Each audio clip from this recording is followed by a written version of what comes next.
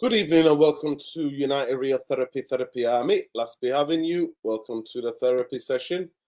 Marcus Rashford scored a goal, screamed his lungs off, then proceeded to disappear. Okay, yeah. Have you seen us same City did, the countless smaller sides? That's how we play like small side. That's how we lost. That's a surprise to no one. Yep. Big up to everybody. Please smash a like on the video, subscribe to the channel.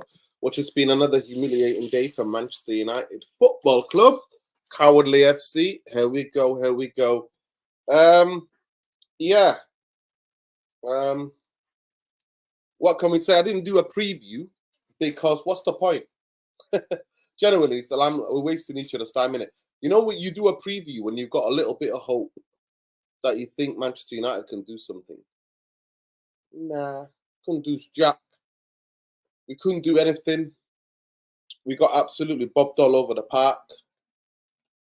We defended like dogs. But let's start with the great start first. Rashford scores an absolute screamer.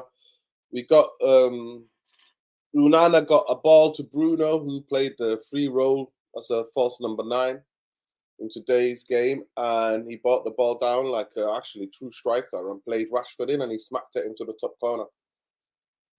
That was it. We had a couple of breakaways, but one thing I can say to you guys is that put the injuries aside. Every football club gets injuries. This is a fact.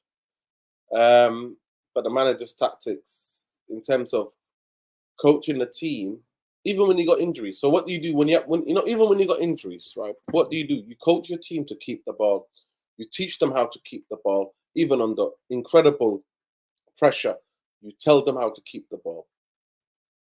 And Eric Ten Hag, as a coach, is a fraud because Manchester United can't keep the ball. Pochettino, say what you want to say about him. Yes, Haaland missed sitters against Chelsea, but they kept the ball and bopped City out. And they should, honestly, chances in that game, they had loads of chances, Chelsea, against the City team.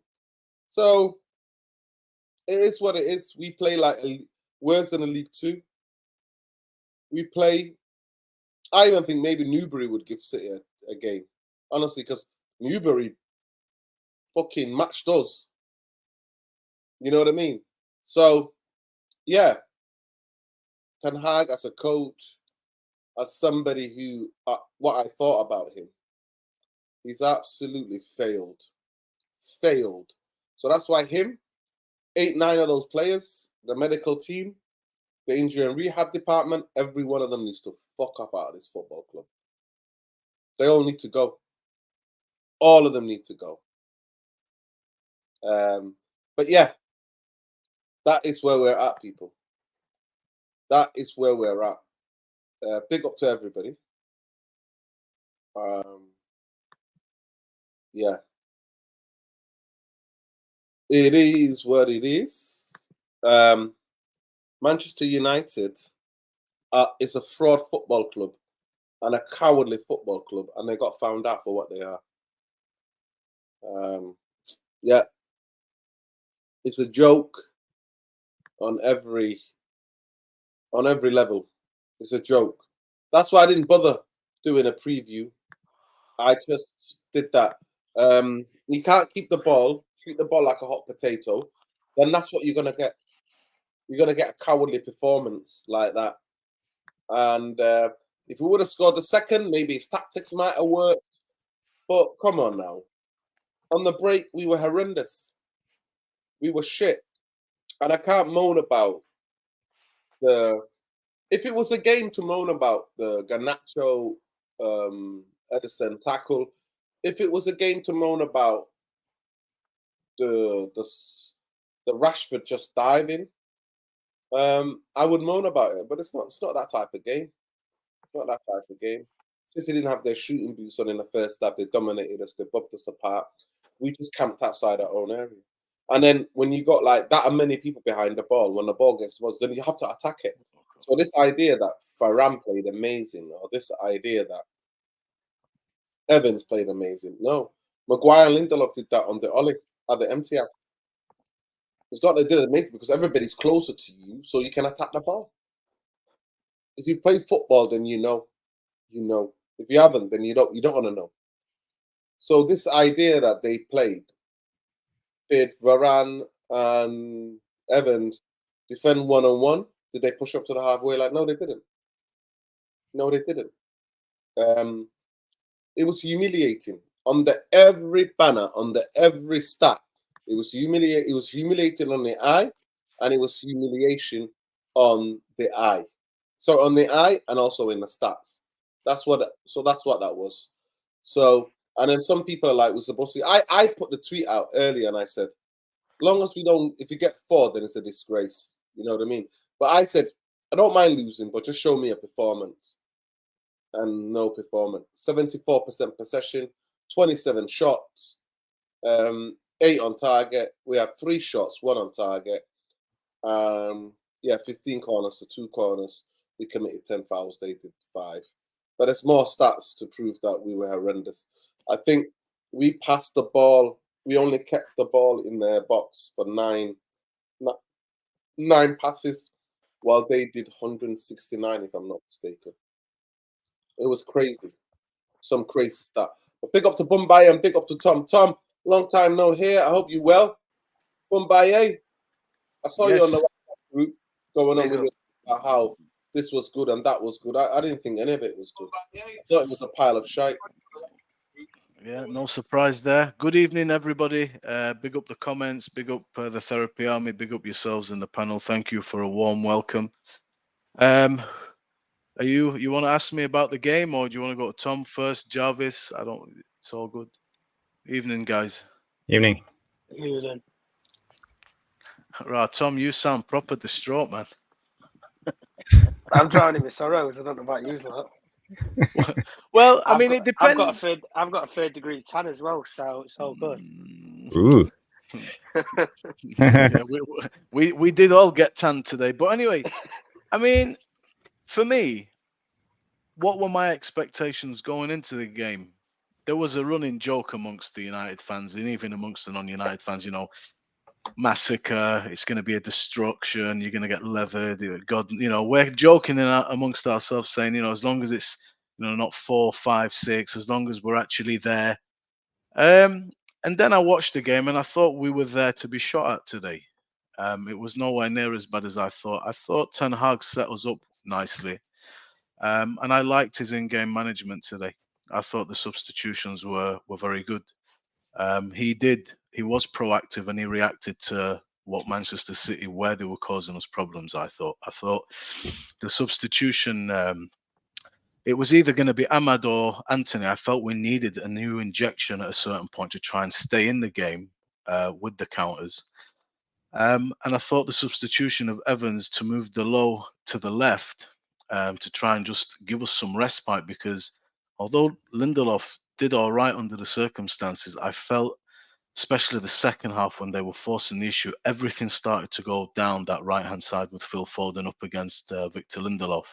So he brought on Kwambala that was good against Bernardo, took Lindelof into the centre, gave Johnny a rest, and Dalot did a little bit better, I felt, against Foden, but that goal is just a little bit special. Nothing you can do about it. And I thought the team for me was good in certain ways. It was compact. The statistics read horribly, they do. But to be honest with you, we had the Haaland where he should bag that, and we had Phil Foden one-on-one. And other than that, I thought we did well. We cleared everything. They were putting a lot of pressure on. We dealt with it. And then, I mean, in my mind, ingrained in my brain, is some superb opportunities that we weren't able to take. So I'm thinking McTominay's ball into Rashford. If that's a better ball, we're scoring a goal there. I'm thinking Garnacho just got to get your foot onto that, put Delo through. He's in, he's through. He does a shit pass.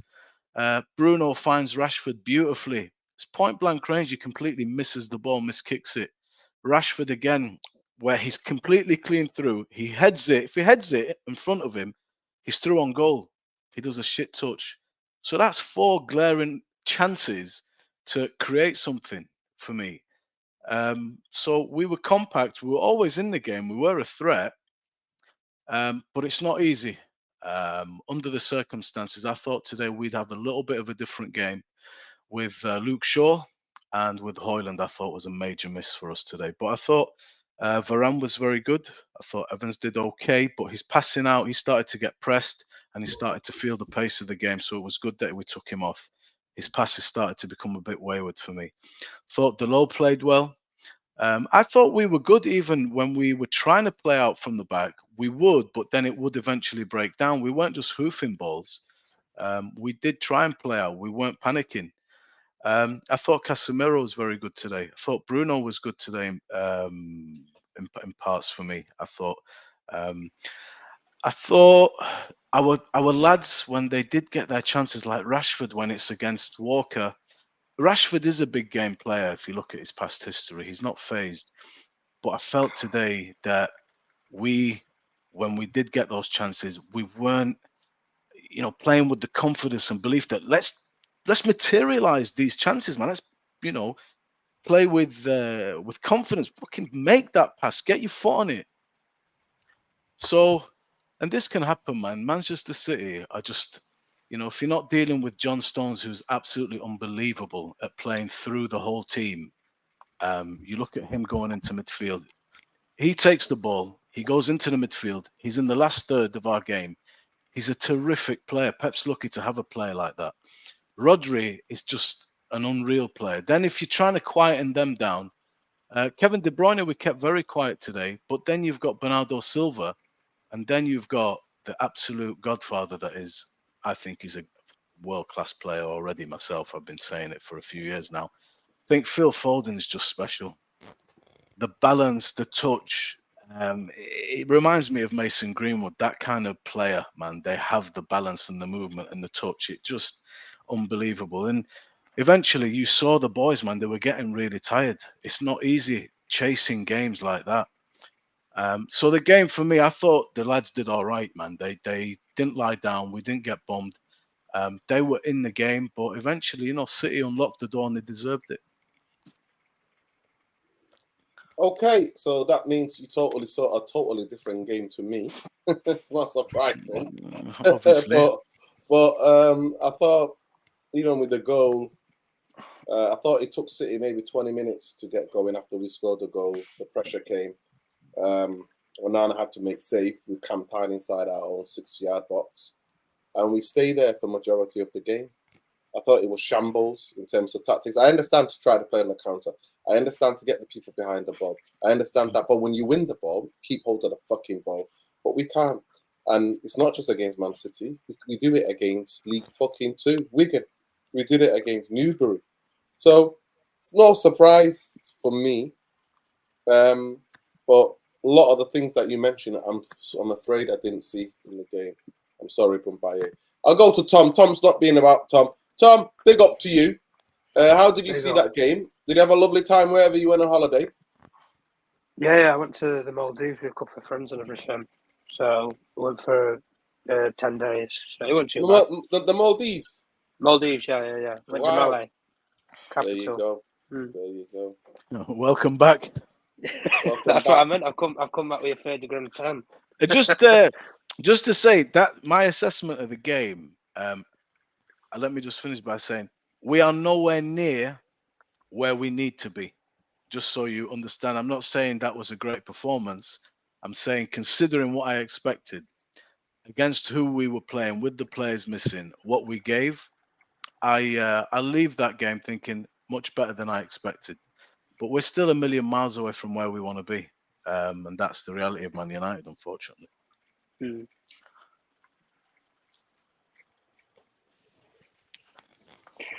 Yeah. Tom. Yeah. Shall I go there? Yeah. Well, no, I didn't sign up to this Eric Ten Hag style of play for majority of the season with whatever he's tried to do. And all I'm going to say is if Eric Ten Hag's style of play is to go to the Etihad or in big games for 90 minutes and defend, we're never going to win any trophies with a guy. Nothing major. And we've said this for a couple of weeks that the performances haven't necessarily been amazing, but we've got over the line in certain games, and You know, we knew what happened with Fulham. Forest, okay, we got over the line in the end, just about. And then you go to today, but look, the difference between Manchester United and Manchester City is Manchester City are proven winners. All they ever do is win. They know how to win 15, 16 game runs and push toward the end of the season for a title. You could never see this Manchester United team doing that. And look, we've made the argument for, months now about, injuries and how that's played an impact to the season as a whole. But don't get me wrong, guys. When we got the first goal, I thought, okay, fair enough.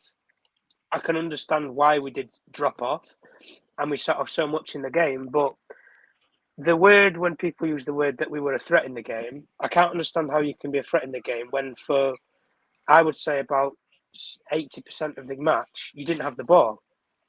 You can't be a threat if you don't have the ball. And Manchester United, in the chances that we create for ourselves in comparison to what Manchester City do. Manchester City, the way that they compact teams, they let you sit, they'll push you all the way back into your own half, and then it's wave after wave after wave, and you just have to ride the wave. And to be honest with you, I will make a couple of standout mentions. I thought Varane and Johnny Evans, when they was on the field together today, I thought they played quite well as a partnership. I will amend that. I thought Onana, particularly in the first half, I thought made some brilliant saves. But like we've said before, guys, quality teams like Manchester City, it's not a case of they have one special player. Like we have that one special player, maybe like Marcus Rashford, who can come up with a goal like that, or Rasmus Højlund. You have one special player. City, if one of their special players, like a De Bruyne or a Haaland's not having a brilliant day, they've got 3, 4, 5 other different players that can just come up with a big moment for them. Foden's one of them. Rodri's one of them. They had Gundogan when he was there. We know this from Manchester City. They have those conveyor belts of players. But for large parts of the game, I just felt that when we don't necessarily have the ball in the game, I could understand us trying to play in the counter-attack. But after the 20th minute, when we actually scored, whenever Onana went to play a ball, 60, 70 yards up towards Rashford or whoever to run after, that was pretty much it. It was literally, we got a goal, let's just sit in and hope for the best.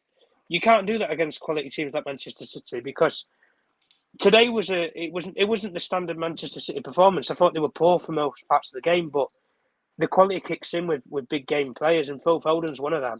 And like we said before, and we'll say it again, guys, we aren't a consistent squad. We have got injuries, yes. Let's face facts. We are fighting a downward battle for top 4 right now. We are struggling. We've been coasting along for a couple of weeks, where we've got a couple of points here and there, but there's not necessarily any consistency with it. And just, I guess, off the record anyway from the game, a little bird just told me behind the scenes anyway, if Erik Ten Hag doesn't get top 4, he's a dead man walking. So he needs to get into the top 4 if he wants to keep this progression going in terms of his style of play or his future with Manchester United. But if I'm basing it off of what I'm seeing, guys, I can't back a performance where we're going to our nearest rivals like we did at Anfield, albeit it was different circumstances. You go there, you just want to get a goal and then sit back. I've seen this for 3-4 years. I saw it with Mourinho. Ole Gunnar Solskjaer was a little bit different because we sat in, but we could break. We had those transitional runs. It was we had the perfect squad at that time to transition on teams. It was quick, it was fluid, it was fast. A lot of that squad that we had from 3-4 years ago is still here now, but they're 3-4 years older, and they've not got any wiser, and a lot of the legs have gone. But for me, like I say, Manchester City will always be the aspiration that we want to be in terms of everything. Style of play, the manager, the quality of players that they have, the stadium, the campus, everything. We will be in Manchester City's shadow until we can get to those sort of levels and heights. But for me personally, anyway, I've said it before and I'll say it again. If Erik Ten Hag doesn't get top 4 anyway, I don't think he was going to keep his job. And by the sounds of it, he doesn't look like he will do if he doesn't get into the top 4. And if we're basing it off of how we're playing, guys, well, he's got to coast to some results up from somewhere, because a lot of these players that are out for large parts of the season, we don't know when we're going to get them back. But like I said, with Manchester City, they didn't even get out of second or third gear, and they can just beat you as comfortably as they did. But I didn't sign up to go to the Etihad away for 90 minutes and defend. That's not my style of football, I'm sorry. If you play openly, expansively, you play fluid football and you get beat 3-1, 3-0, whatever, I can accept that. But I didn't sign up to defend. 100% like cowards. Big up. Adewale says, Bruno was asked, can't keep the ball save his life. 100% he can't keep the ball save his life. He was shit. Like the rest of them were so shit. We'll go to Jarvis. Jarvis, how did you see the game? Big up to everybody. There's nearly, 350 of you in here. Please smash a like on the video. Subscribe to the channel and share, because we're shadow banned, because we shout for the humanity of the Palestinians and the Sudanese and the Congolese and the Tigray, people in Tigray, everybody who's oppressed around this planet. So we stand with the oppressed and stand against the oppressors. And that's why we're getting shadow banned. So fuck you, YouTube, and fuck Google, and fuck this Western hegemony, and fuck Zionism while we're there as well. But please smash a like on the video. Subscribe to the channel if you're not already subscribed. It's the least that you could do to help the channel. Because here you get a raw, real, honest. Go ahead, Jarvis. Yeah, first of all, I will just tell you a little bit about the tactics, what went behind today's performance. And we came out in a 4-2-2 formation. We were playing actually like Bruno and McTominay as strikers in a way. Technically, it's like we played like a 4-2-2-2 formation in a way, if you understand that. They're old Liverpool Ragnick formation sometimes, out of possession, and our aim was playing, keeping everything narrow and compact, not letting Rodri and John Stones have a go in the center of the pitch, and I would say first half we actually did an okay job. We let City go on the wings. Dooku had the ball a lot of the time. They tried to overload with people like 2 and 3 guys against the fullback, and sometimes Mainu on one side and Casemiro on the side had to help out to take away the pressure. But can I ask you one question, Jarvis? Yeah. What about the intensity and the aggression? Well, they came in our box. Did you see any of that? Did you see any intensity? Because I felt like we sat back. And the first block of the 6, if you want to call it, they were just blocking up passing lanes, but they weren't being aggressive winning the ball. No. That's the thing. McTominay, for example, he was just blocking Rodri's passing lanes. We didn't try to intercept the ball. That's true. But the only time we got the ball was when they had a misplaced pass, and we just intercepted it. Especially from the center backs, that was the ones who got the ball when they tried to play the through ball. We had our chances on the counter. We played like an old-fashioned counter-attacking team, but we didn't have any sting. We had 3 chances with Rashford in the first half. 2 of them he squandered. He missed the ball totally on one shot and hit air, and the other one he couldn't get the ball with him. And the goal, the thunderbolt. So yeah, Rashford had these chances, but he could have done better. For me, he only did one thing this game, and that was his goal. So I'm not happy with his performance. But from a tactical point of view, I think we were okay. But Man City in the second half did the small adjustments. Pep Guardiola, he's a master tactician. He put Phil Foden a little bit wider, so he got more space, and he started with the cross runs in the middle to open up space. So when they dragged inside, there were pockets because he dragged McTominay. And they switched the play quicker. They switched the play quicker in the second half. So they isolated Lindelof with Foden. They did that, and I thought that the positions that John Stones and Rodri and De Bruyne took up were much better in the second half. Yeah. Basically, what we got tired. What happens when you don't have the ball? You get tired. We fell for our own tactic. That's the thing, Nuruddin, because we were so compact around Josh Stones, so we opened up a lot of space in between the center back and the fullback. There was a huge gap all the time, and Foden was isolating, as you said, Lindelof. And on the second goal, the first goal, we see a brilliant run from Rodri, just crosses out. McTominay runs after him, open up a big space. Foden cuts in and shoots. So in a way, they did brilliant, and you got to respect Manchester City for the quality of footballers they are, even though they have the 115 charges and cheating and everything. But they're good players. It's hard to defend against them. We ran out of gas in the second half. I would say from the 17th minute we were out of gas. Casemiro couldn't move his legs. Same with Johnny Evans.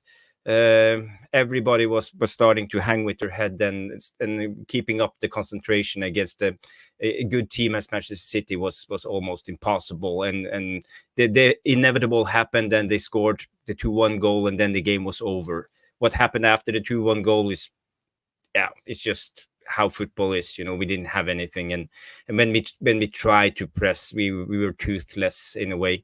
What we needed to do today, playing with the low block, we needed to when we got the ball, we needed to try to keep hold of it.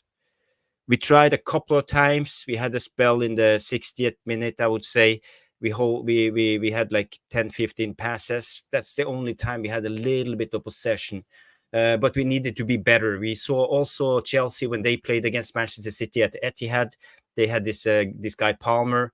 He was brilliant on the ball. Every time he had the ball, he could dribble. He could get himself out of tight spaces, because City they chase in packs, like wolf packs. So if you have the ball more than 2 seconds, you have 5 guys on you, and that's the problem, because we don't have the quality. We are getting super stressed. It's hot potato time every time we have the ball, because we see 5 blue shirts coming against you. And if you don't have the quality on the ball and you can't dribble, then you are in trouble.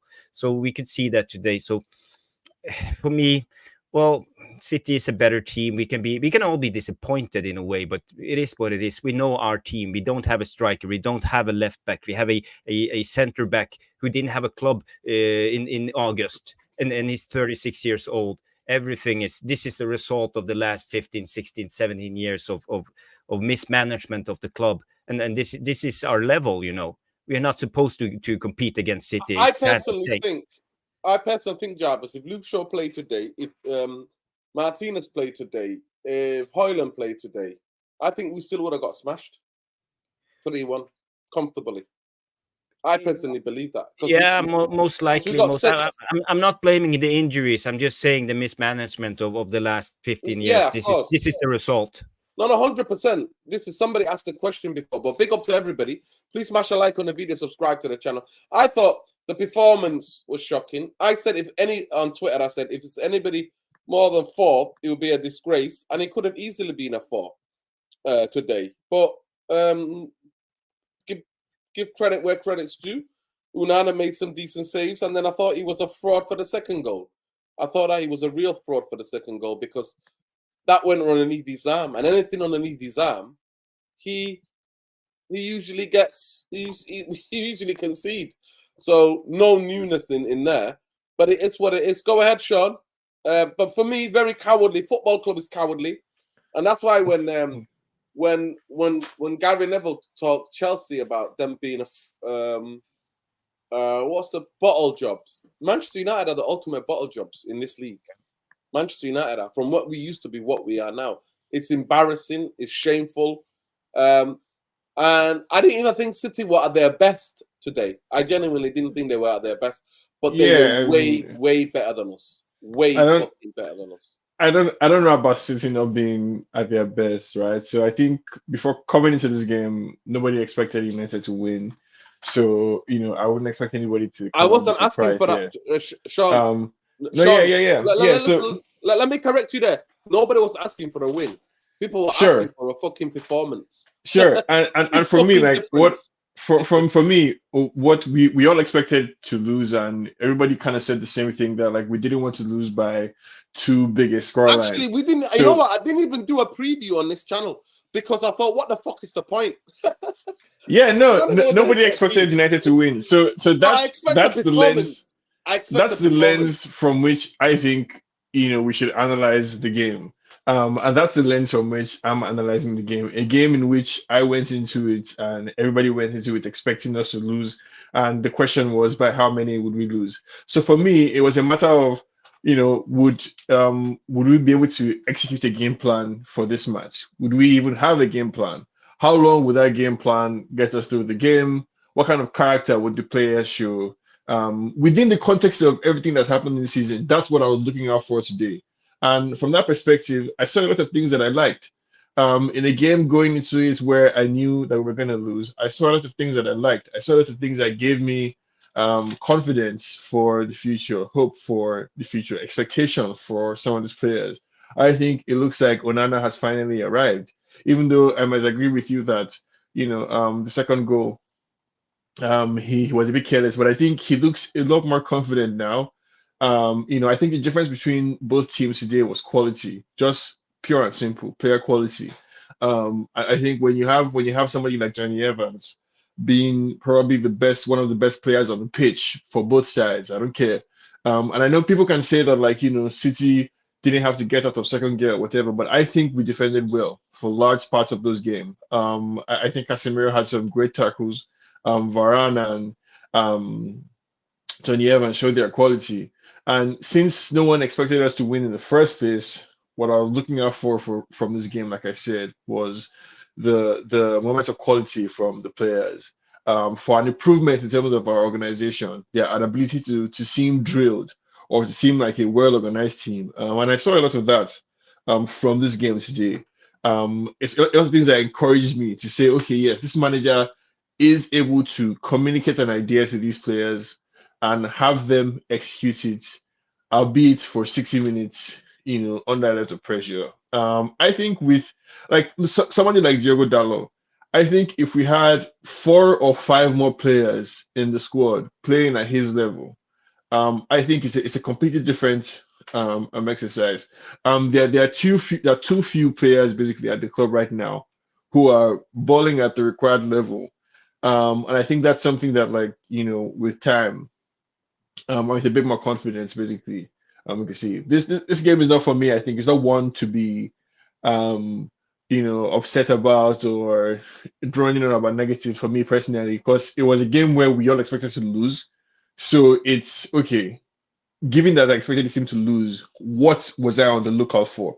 What was I trying to judge? What was I going to judge this game on, really? And everything I set out to judge on, I think I came off impressed. The manager, the players, for the most part. Yeah, big up, Sean. I disagree with a lot of things you said, but I'm not going to pick it apart. I don't think the game plan is just to sit back and then they get more tired and get more drained. If you ever played football, if the other team is well at keeping the ball, you get drained. You drain because you moved, you pulled out, you're drained because you don't have the ball. Sometimes when you have the ball, you're actually more focused and you have a bit more energy to be able to perceive and pass and move. When you're just camped in, it's going to drain you. Big up Adewale. I'm sad to say we missed Fred today. Yeah. Actually, Fred always turned up for the derby. One thing I would say about Fred, he always turned up for the derbies. But big up to everybody. I just want to get a couple of other super chats before we get. So I think we got everybody. It's the kind of players that you have, right? Also, right? It's a kind of personnel that's available. I disagree that if we had Martinez, Luke Shaw, Højlund, we would look the same. Because we would. The weaklings, I don't think so, Nurdin. I don't think so, because I think there were specific situations where we conceded 6 last year when we had there were specific situations where you could tell that we had Martinez and Shaw, and we conceded 4 in 44 minutes. We were also one of the best defenses in the Premier League last season. So it's not the picture exactly that you're painting it to be. We weren't against them. At the Etihad, we collapsed. Let me just get this. Big up Mufc TV. On the Ollie with the best counter-attack team. All 3 games at the Etihad we won under him. Now we can't do that. We're too slow. Attack is shit. Yeah, big up to you, bro. Big up to Mufc TV. And then I think we got another one from him. Most of the people hate Garnacho because he's greedy, but they want Greenwood back, even though Greenwood was also greedy for us. Our fans got brains like goldfish. Big up to you. Big up to everybody. Love and light. I personally think Luani's tried to connect. Big up Luani. Hopefully you can connect. I genuinely do think Manchester United, for me, today I just expected Manchester United to come up against one of the best teams in the world, probably the best team in the world.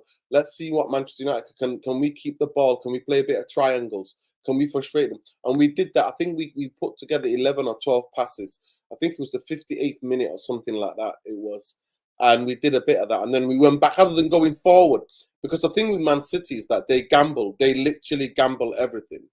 And what they do is they give you space in behind.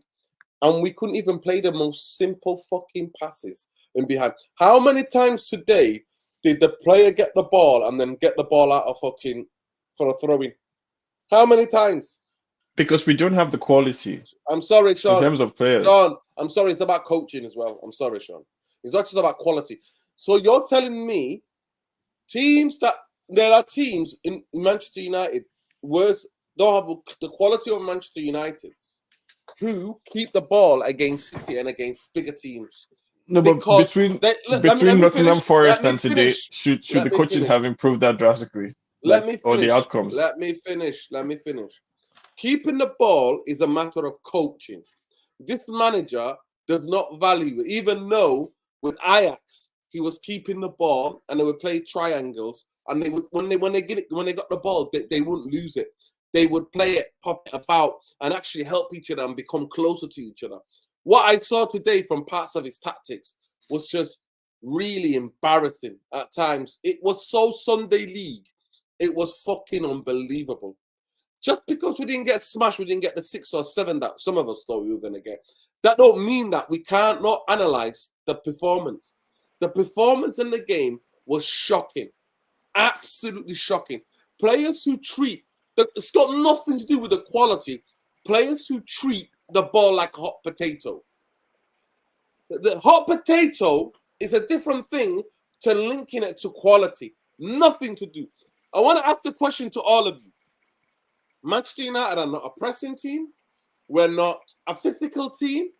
We're not a very low block. We can be comfortable at defending like under Oli at times. We used to be very comfortable at and then breaking out. We're not that team anymore. Can somebody tell me, and I'll start with you, Jarvis, what the fuck are we? But let me just get this super chat before that.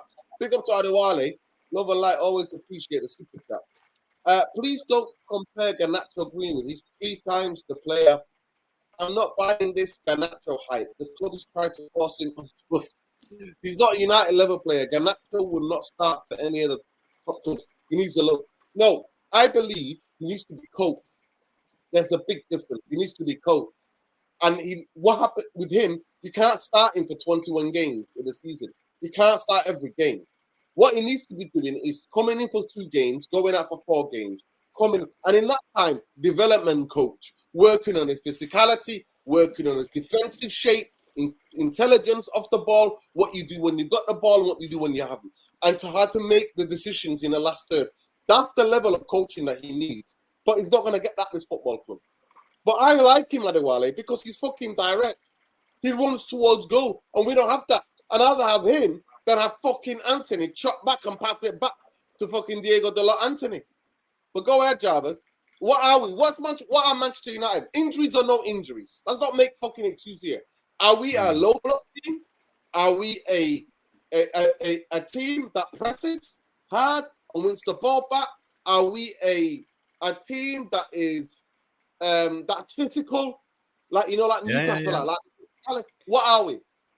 Well, basically, I think Ten Hag, we are trying to be a transitional team. We're trying to play on transition all the time. That's the thing, and that's why we have the basketballification of our game. We always criticize Ten Hag and Man United for playing like basketball game, going back and forward all the time, because we never take the time to build up. We never cherish possession. We always try to attack as fast as we can, and we try to counter press. Let's say we are trying to press high up the pitch and win back the ball and go at them again when we win the ball. So this is what Ten Hag's I would say principles. He always talk about these principles, but we're not succeeding at the moment. I think we lack players, and I think Ten Hag is not clear how he wants us to play. I think that a lot of the players are confused what is expected from them. I don't know if Rashford even know how to counter press that guy. He doesn't know how to press. He doesn't know how to angle himself and angle his body when he runs against the person with the ball. And we have Bruno, of course, who is undisciplined. He can't hold his position. Today he was actually okay holding his position, but all in all, this season he's all over the place, and we know this. We have talked about this 100,000 times on this channel the last year. So this is our biggest problem. Is transition the best way to going forward? Is Manchester City playing this style? No, I don't see them doing. They seldomly go on transition. They cherish possession and try to maneuver themselves tactically against the opposition with the good possession, passes, movement, off the ball movement, and all of that. But we don't have that. So for me, I'm not quite sure what the players think Ten Hag is trying to do, but for me, I think it's the transitional game. Yeah, I don't think the transitional game for me is working. I don't think it's working. I don't think it's ever worked. I think we look lopsided. I think that's why a lot of the injuries are coming, because the recovery to after the players cannot play this basketball vacation of football. They can't play this. But I think that I look at all the money Manchester United have spent and how shit we are. It's unbelievable. We're not shit. It's just we're not coached. I look at this club and I think the last proper coach was Van Gaal. That was it. Yeah.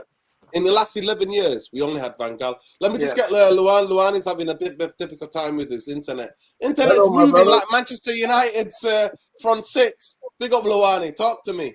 Hi guys, can you hear me? Yeah, I can hear you. How did you see the game? Right. My apologies, man. My internet and my computer has been messing with me, so my apologies, guys, and my apologies to the audience as well.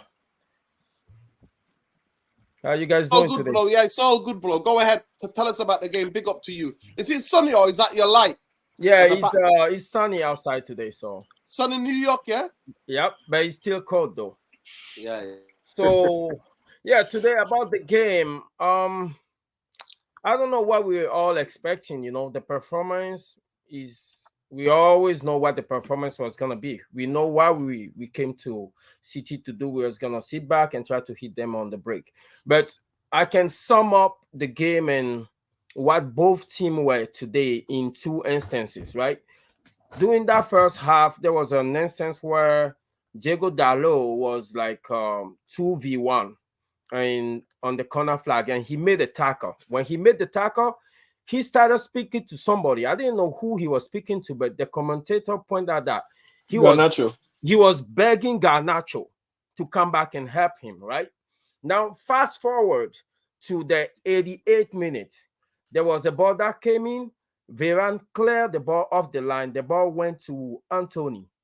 And Anthony took the Manchester the City Ake. He took Ake on a run, on a sprint, right?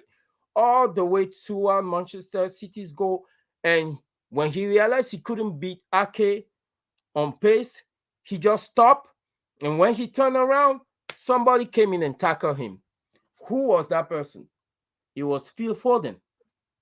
That's after scoring 2 goals. And I was like, wait, let me rewind the play and see where Phil Foden started from before I can give him any credit. So when I rewind the play, I figured that when the play started, he was pressing Casemiro, and he had to sprint about 35, 40 yards to come back and tackle Anthony. That tells you the difference in mentality alone. Forget about quality. These guys were not trying to beat us today. These guys are trying to win a Premier League. Okay, we were just like a little stone in their way. They can just think, push out their way and go about their business. They have bigger fish to fry. Our stars, yes, today Rashford scored a wonder goal, but after that, what happened after that? Bruno have his assist today. And then what happened after that? That's the difference between us and them. Philip Foden turned the game on his head today with 2 goals.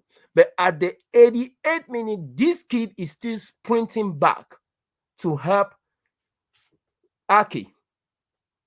You know, guys, we are far from these guys, man. We are very far. So that's all. That's We're the not way. even on the same planet, Luwani. Let's not go there. We're not even in the same galaxy, bro. It's Let's not sad. even talk about that. We Like I can said, sit we down. struggle against League Two.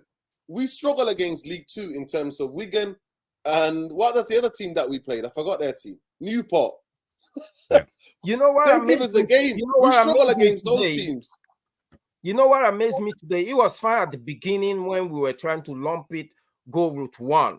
But the second half, when we start trying to want to play a little bit, we couldn't hold on to the ball. And that's what everybody, Nuruddin and some other of us has been alarming about this season. That even when we are trying to play out, we can keep the ball. You know, when Chelsea plays City, they sat back like us, but the difference between us and them is that when they start playing out from the back, they actually do put pressure on City. They can string 4 or 5 passes together and end up with a shot on goal. They had chances, Luwani. If you watch that game, do that. If you watch that game, Chelsea had loads of chances. Yes, say that. So did Haaland missed about 4 sitters, yeah? Right? 4 chances against Chelsea. But Chelsea had missed sitters as well. Sterling, the other guy, is the Ivory, yeah, from the Ivory Coast. Yeah, it's from Ivory Coast. Yeah. The striker. Yeah, he missed chances as well. Jackson. Yeah, Jackson, yeah. He missed chances, yeah. He missed chances as well. We can play football. Our team cannot play football. And this is after 2 years. So he always back to defend. What are we doing in training? What is Ten Hag doing in training with these guys? You know what we do? We do rondos. We do rondos for the cameras in training. That's all we fucking do. We don't. I don't even mind. Rondos are embarrassing. You saw it, Jarvis. We saw it. We saw some of our rondos. They go into the camera. We have an individual moment of brilliance. Okay, Rashford scored the thunderbolt. They're saying, okay, we also have individual. We have individual that can make a difference. Foden scored a thunderbolt. Now they're asking us, what do you have? We don't fuck up. We can't. Listen. We can't. We in 98 minutes of football, we kept the ball for 2 minutes. Around the 58 minutes time, we kept the ball for about a minute and a half, 2 minutes. I'll go for the same question. Bumbaye, Manchester United? What are we under Erik Ten Hag? What style do we play? What kind of a team are we? Are we a low block? Are we a mid block? Are we a physical team? Are we a high pressing team? What are we? We're in trouble, is what we are, pal. Trouble. Yeah. You can sing the song there, maybe Trouble Ahead. There's no trouble ahead. It's trouble's behind you, in front of you. You're stood knee deep in trouble. I think with Erik Ten Hag. Hold it there, Bumba. Hold it there. Let me just ask the people here. We've had nearly 400 of you in here. How many likes have we got on the video? Have you got 200 likes on the video? People, can we say that? How many likes have we got on the video? 160. Right, 40 more. Let's go. Let's go to 200 likes, people. Big up, Jarvis. Go ahead, Bombay. I think Jarvis summed it up very well. I agree with Jarvis. That's what I see. I see a team that's trying to transition. Senegalese. Sorry, Senegalese. Yeah, big up Shakarian for correction. Go ahead. Yes, a team that plays out from the back. It's trying to hold on to the ball and pick its moments to transition.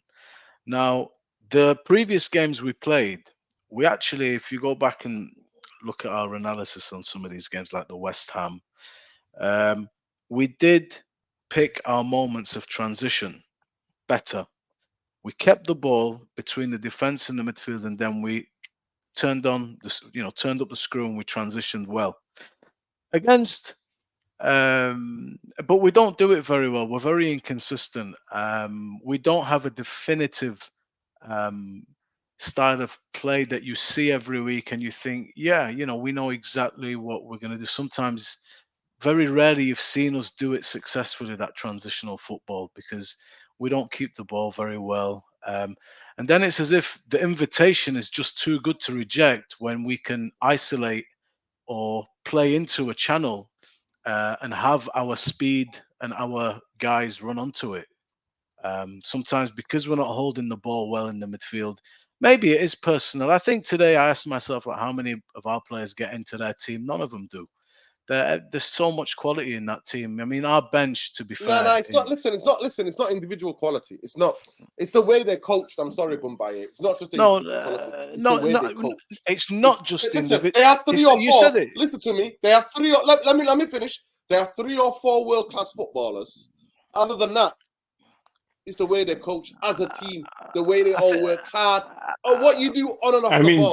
just 3 or 4 world-class footballers. It's just. Look, I think, bro. For me today, I think Erik Ten Hag hasn't got the most out of what we have. But when you're playing the best team in the world, there's just quality everywhere in the pitch. The comfort of the ball at the feet, the ability of players, the mentality, as Luwani is mentioning here, it's been there for ages. Liverpool have it as well. You see Salah running back in the 80th minute. You know, these are superstars of football, man. These are great players. They're flying, but the work ethic is there. So there's so much to do at Manchester United. It's true, but against previous teams, I see what we're trying to do, but we're not very good at doing it. So we end up bypassing because it's too tasty not to take it. And when you can't keep the ball, the natural reaction is, right, bypass midfield. Let's take these chances in transition. And I've always thought we're a better proposition against a lot of teams, not City. The better teams expose us. I do feel we have a gulfing quality of players. Not just physically, but the mentality, but also the coaching of City. You know, this is a team that is the best team in the world, man. So today, Manchester United, you see, when we do these analyses of these games, this is what is important to consider from my point of view. I accept exactly what we are as a team. We are way below par in every facet of the game. Our play is not very good. Our players are inconsistent. The mentality is poor. The club itself, from the pitch up to the top, is not very good. We're trying to fill that vacuum. So I understand what we are, and I judge us on the basis of what I expect from this really poor version of a Man United, which is not what we're used to, on a game-by-game basis. And that's what I did today. So that's why I analyzed the game like I did. It doesn't mean I'm telling you that we're a good side or we're anywhere near where I want Manchester United to be. I'm analysing the game today from the perspective of this version of Manchester United and what they offered in opposition to what I expected and who are we against. Now, when you made a good point, you know, forget the cities of this world. Today's performance to me is not the end of the world. It really isn't. It's a lot better than I expected. Now that the game is done, I thought the first half was good. Second half, we just started to die. We got knackered. You could see it. Jarvis mentioned it, and I agree with it.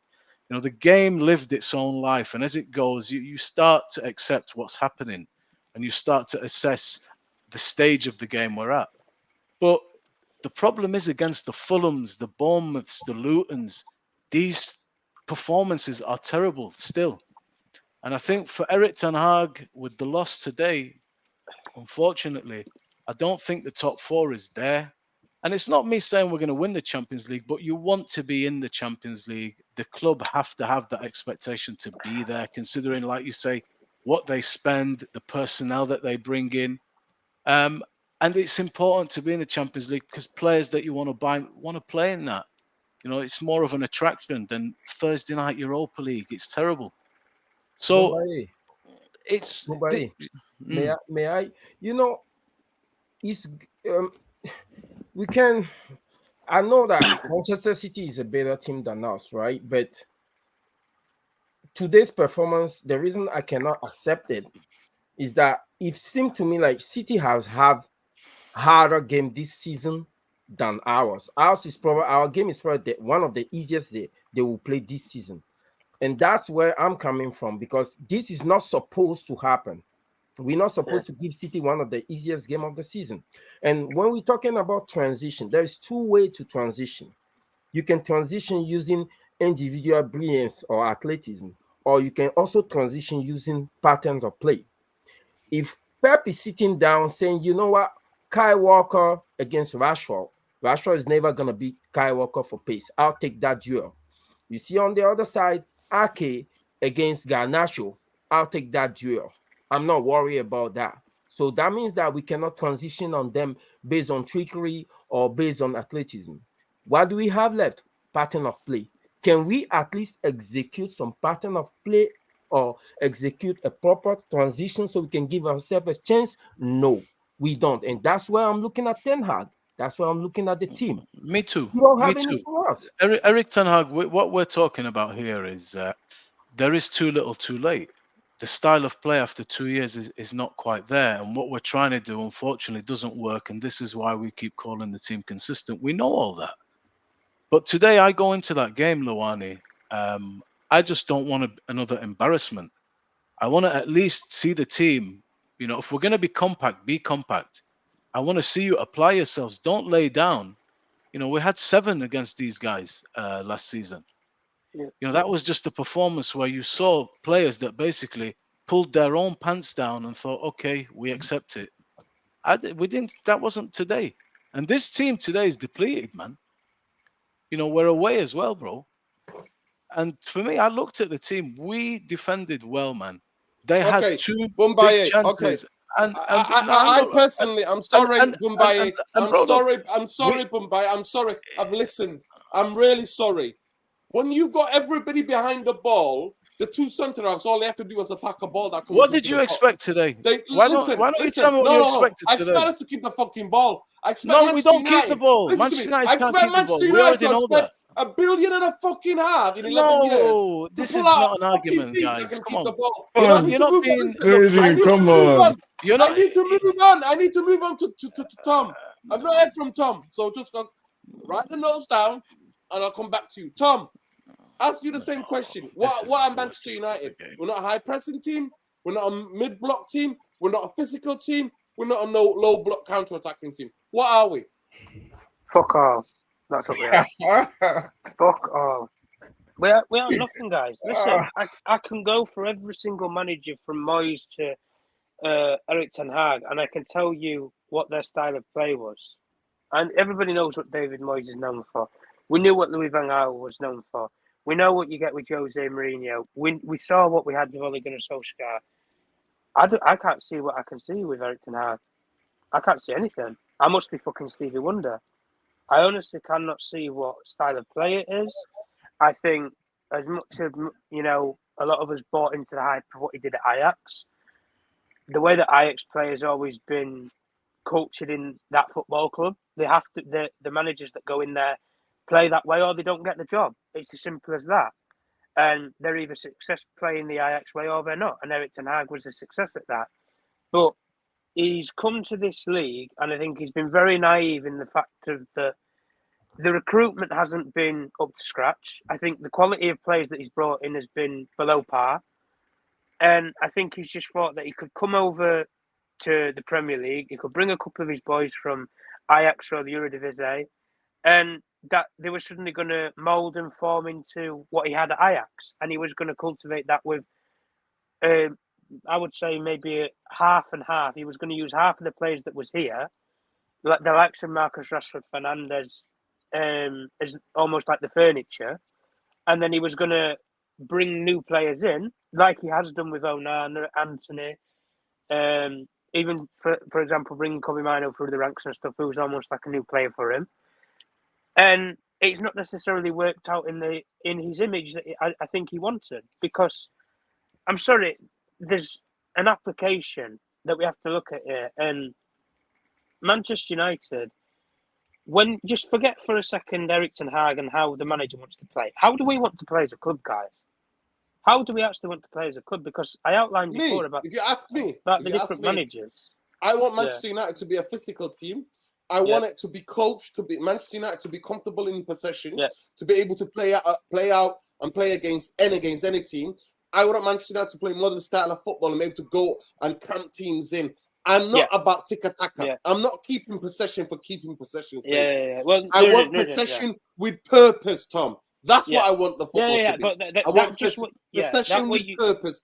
But what I want is, I want every 10 players fighting when Manchester United are off the ball. That's what I want, and I will be coaching that. That's what I'll be doing. But go ahead. What you've just outlined there. Every single one of the managers that we've had from Moyes to Eric Ten Hag have had a different style of play completely. There's no similarities between any of them at all in terms of characteristics or style of play. There isn't. You've gone for every single different model and nothing sticks. That's not the way that great football clubs run. The style of play is set from the top, whether it's a sporting director, a CEO, or the owners. They say to the manager that they hire, this is how you're going to play. And if you don't play this way, you will not be Manchester United manager. It is as simple as that. Somebody needs to take control of the operation and say, look, we are not going to play as a low block team. We're not going to play counter-attacking football. Just give the fans a clear identity of how you want this club to play. Like you just said, Nuruddin, as a fan, I want somebody to come out and do what Nuruddin's just done and said, look, this is the way that we're going to play. Maybe you might get that when Dan Ashworth comes through the door as sporting director. He might say, look, the ownership's message coming down is that they want Manchester United to play this way, and I'm going to recruit players to play that way. And as much as people always say about players signed to play for a manager, forget that for a second. Let's sign some players that want to play for Manchester United, because we've been to Manchester derbies in the last couple of years, guys, and I saw a training session under Ole Gunnar Solskjaer with some of these same players that were playing today. Back then, when we lost 2-0, I saw it last season when we lost, was it 6-2, 6-3? And again, we saw some of the same personnel again today, and the result's been no different. We've been toyed around with. And for a club like Manchester United, listen, there's always a way that you can get yourself out of it, but you need somebody to come in with an actual plan going forward, and we've not had that. And for me, if you're looking at what the ownership have currently done right now, where they got rid of Richard Arnold and they brought in their own guy that they wanted, they looks likely that John Murtough will leave and they'll get Dan Ashworth in, and they're looking at bringing in a couple more people. For example, like they look at bringing Jason Wilcox from Southampton, who's worked with the City Academy and stuff. So they're getting rid of a lot of people, a lot of the old furniture, and bringing in some new, and they're refurbishing the place up. And if I'm looking at it from all of that, I don't see how you can change all of that and then you're going to stick with the same manager. I'm sorry, I just don't see it happening. But for me personally, anyway, the way that we are right now as a football club, I can't sit here and say that, like Jarvis said, that we want to play transitional football. I think that's his idea, but transition's not a style of play. You never hear a manager. You never hear a manager come out in football and say that you're going to play transition. For you to play transition football, you have to be very physical around and play with intensity and aggression all around the football pitch. Yeah. I mean, the ball, you win it back. Yeah. You can play man for man. Manchester United are not that. I don't know what the fuck he's coaching. To a certain extent, I understand what Ten Hag said when he said he wants to play transitional. It's very similar to how Newcastle played last season, where they used their physical attributes with their players and said, look, they're not the sharpest tool in the shed. They're not built to play tiki-taka football, but they're bulky sort of players who we can impose ourselves on the opposition and we can bully them, and then we can play through the lines. And it worked to effect for Newcastle last season, not necessarily so much this season. But like I say, there's no clear plan, guys. Like, if you get rid of Eric Ten Hag tomorrow, and then they say that, we're going with this manager, the manager that they get to play a certain style of way might not necessarily work, but then they will go for similar managers who play that same way. And suddenly, say, for example, they brought in Julian Nagelsmann, for example. Let's just use this as an example. He brings in a couple of players to play that sort of gegenpressing style of play and stuff, but he's not the right man for Manchester United. The job's too big for him, or he doesn't get the results. Fair enough.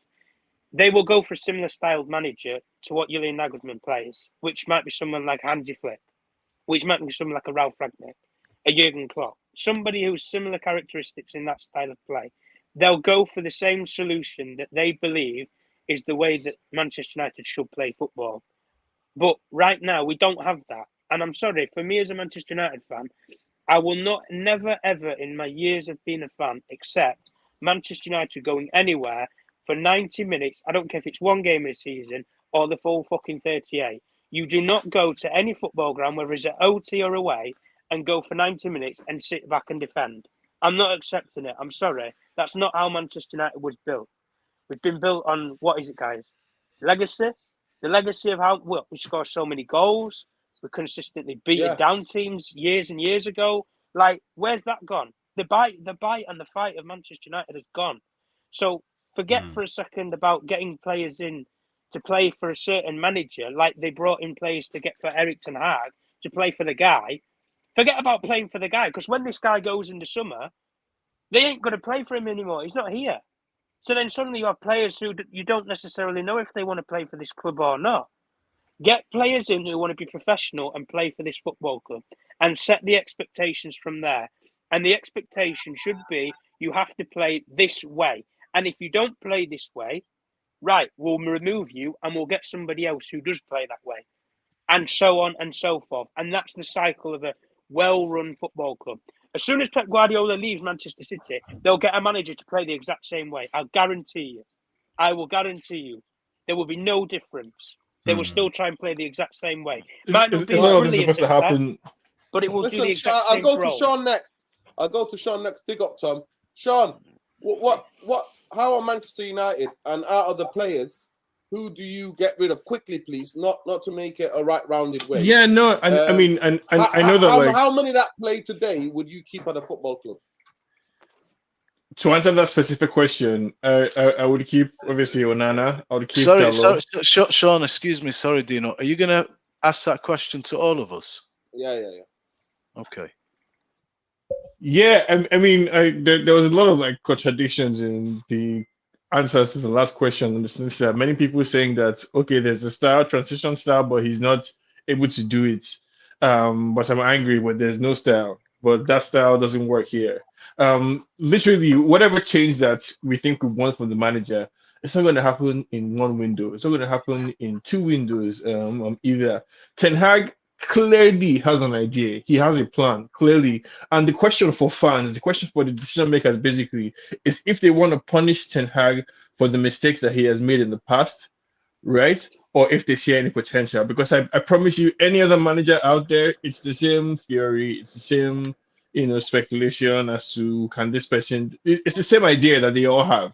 Basically, the same gang press. It's a derivative of the same principle, the same idea of quick transition, high energy football, recovering the ball quickly, the opposition half, and breaking on the counter. It's the same idea. It's the same thing that Alonso is doing, that Klopp is doing. It's the same idea that Ten Hag is trying to implement here. That's a lie. It's the same. It's the same fundamental principle. I'm sorry, that's a lie. That's a lie. I you know, Sean. That's an absolute lie. Sean. I'll tell you this. Klopp started that way with a high Gegen press. Klopp started that. Then he moderated it 4 or 5 years into the job of 6 years. That's literally what I said. It's the same fundamental principle. They each have their own modifications individually per their club. He started to play through the fullbacks. And getting balls up in the pitch. I don't know. Maybe you think I'm saying something else that I'm not saying, but what I'm literally saying is that they call Ralph Rangnick. They call Ralph Rangnick the father of this school of football for what he did with Hoffenheim. Vertical listen for a second. Manchester United don't do that. I'm sorry. You haven't got players who can pass the ball to that vertically, 30 or 40 yards. We don't have that. No, we are trying to do it, and every often when we play, you see Lindelof try to make those switches, or Casemiro try to make those switches, or Martinez as well, or even Onana. But this is where United fans try to have it always, right? Because when they do it, we call it brute one football. But literally, you also, on the other hand, acknowledge that it's a key element of the style of play. It's a question of quality. Liverpool do it into a space. The difference between properly and hope is quality. Liverpool find their players, Sean. We don't even look, Sean. We don't even look the way we're passing the ball. We just hoof it up the pitch and then go to Ireland Go on, fight for a Hoyland. No, Liverpool, literally. You know what? The Van Dijk difference, does? the You know difference what, between I'm a sorry, successful Sean. pass I'm and sorry, a Sean. non-successful Van pass is Dijk, you know quality. what Van Dijk does? What are we Van talking Dijk about does? here? He puts it on Mo Salah's toe. And you know what Van Dijk does Sean. from the other side? He puts it on what's the guy called? The guy, the Colombian guy. He Give puts us it Van on his Dijk then. toe. Let's have a boys. conversation now. Like, right? Give me Van Dijk instead of Johnny Evans or Maguire or Lindelof. Then Oh let's my have a God, are you kidding conversation. me? Sean, I No, have so a what are we question. I talking have a about question now? for you, based on the fact Go that ahead. you said Ten Hag has an idea, right? I He- can guarantee you, every single manager that's hired at any job at any level of society has an idea. No, yeah. So Right? let's be clear about what we're saying, right? Let's not come and sit here and pretend like the manager doesn't know what he's doing or that there's no style of play or whatever. We can. It's one thing to say that we disagree. We don't like his style of play. We don't think he's going to be successful in implementing it. But the arguments against Ten Hag are all bad, which is just my issue, right? Right. I'm indifferent as to whether or not the manager. If I wake up tomorrow morning and they've sacked him, no problem. But I just wish Okay. people made better arguments instead of the ones that we're Sean, hearing so far. I'll ask you one simple question, and then we'll go to whoever else. If they did sack Eric Ten Hag tomorrow, would they go for a manager to play transitional football? Yes or no? I promise you, it will be the exact same because they are They all will following go the for the trend. exact same. Football They'll go for the exact same happens. manager. Football happens in trends. There are about 3 or so fundamental philosophies of football that exist today. There is the Johan Cruyff, Pep Guardiola, Arteta school, more possession Sean, just hold it oriented. there 1 second. That's Hold it there 1 second. Somebody just said in the comments. Sorry, Lincoln. The players did not want to do it, and that's what happens when you get a substitute teacher. Nobody fucking listened to the substitute teacher. I don't know why you can't get it into your heads. Raniak tried to install the style of play, the Gegen high press, and the players said, "Fuck off." That's what they said. because Ragnick was asked to do it in 6 months on the back of a troubled season, right? Which is where I'm trying to get everybody to reorient their expectations, basically. I am not surprised if we end the season 6th. I don't think that is a ridiculous expectation from a first-time manager in the Premier League that in the second season he comes 6th. Arteta came 8th twice before Arsenal found their footing. Yeah, but you could see what he Liverpool was spend doing. their time in the wilderness. I'm sorry, but we can see what Ten Hag is trying to do. No, We Sean, can. no. You could see what he was doing. Why are we You could deceiving see ourselves here? We what can. We can Arteta see was what Ten doing. Hag is trying to You do. could see what Arteta's doing. I'm sorry. You cannot say Sean, any of you can Sean, I'll see come back what to- Eric Ten Hag's doing. I can see what Ten Hag is doing, and you can what as is he well. doing? And you can. And you see You're it Stevie too. Wonder. Okay, then. what is You're he Stevie doing? You Wonder. see it My too. question to Sean. You see it too. What is he Let's doing? not let's What stop is he doing? let's stop What is pretending he doing? like we don't see what I'm Ten gonna Hag is give you trying time to to do. answer. I'm We gonna see it mute too. myself. Explain to me what is he doing? Explain to me. No, I'm saying it's pretty obvious to any United fan who's been honest with themselves that Ten Hag has specific requirements of his goalkeeper, his wing backs, the wingers in his team, what he wants his midfielders to do, where he wants the central defensive midfielder to drop off, the type of midfielder that he wants, what he wants from his striker. This is all clear, basically. But between his management of the individual players, their own personalities and all of that, the team is failing to do what he intends to do. Now you can say that Ten Hag is not a good enough manager to execute his ideas or to pass his ideas on to the players. You can argue that, and that I think is a good argument to make. That Ten Hag has failed in his man management and in the aspect of management that involves transferring the idea from his head or from the paper onto the pitch. That part he has failed, and I'll give you that. But don't come here and tell me that you know for a fact that there's a manager out there with another theory that will be able to manage the shithole basically that is Manchester United in the better than Ten Hag, because I don't see it. Like I don't see who the other person is. Who are you going to bring? What? Sorry. Who is the person? Tell me. Tell me who the person is. We have to pick a manager and stick with it. Listen. I agree with you. The players need to go, but then so Ten Hag.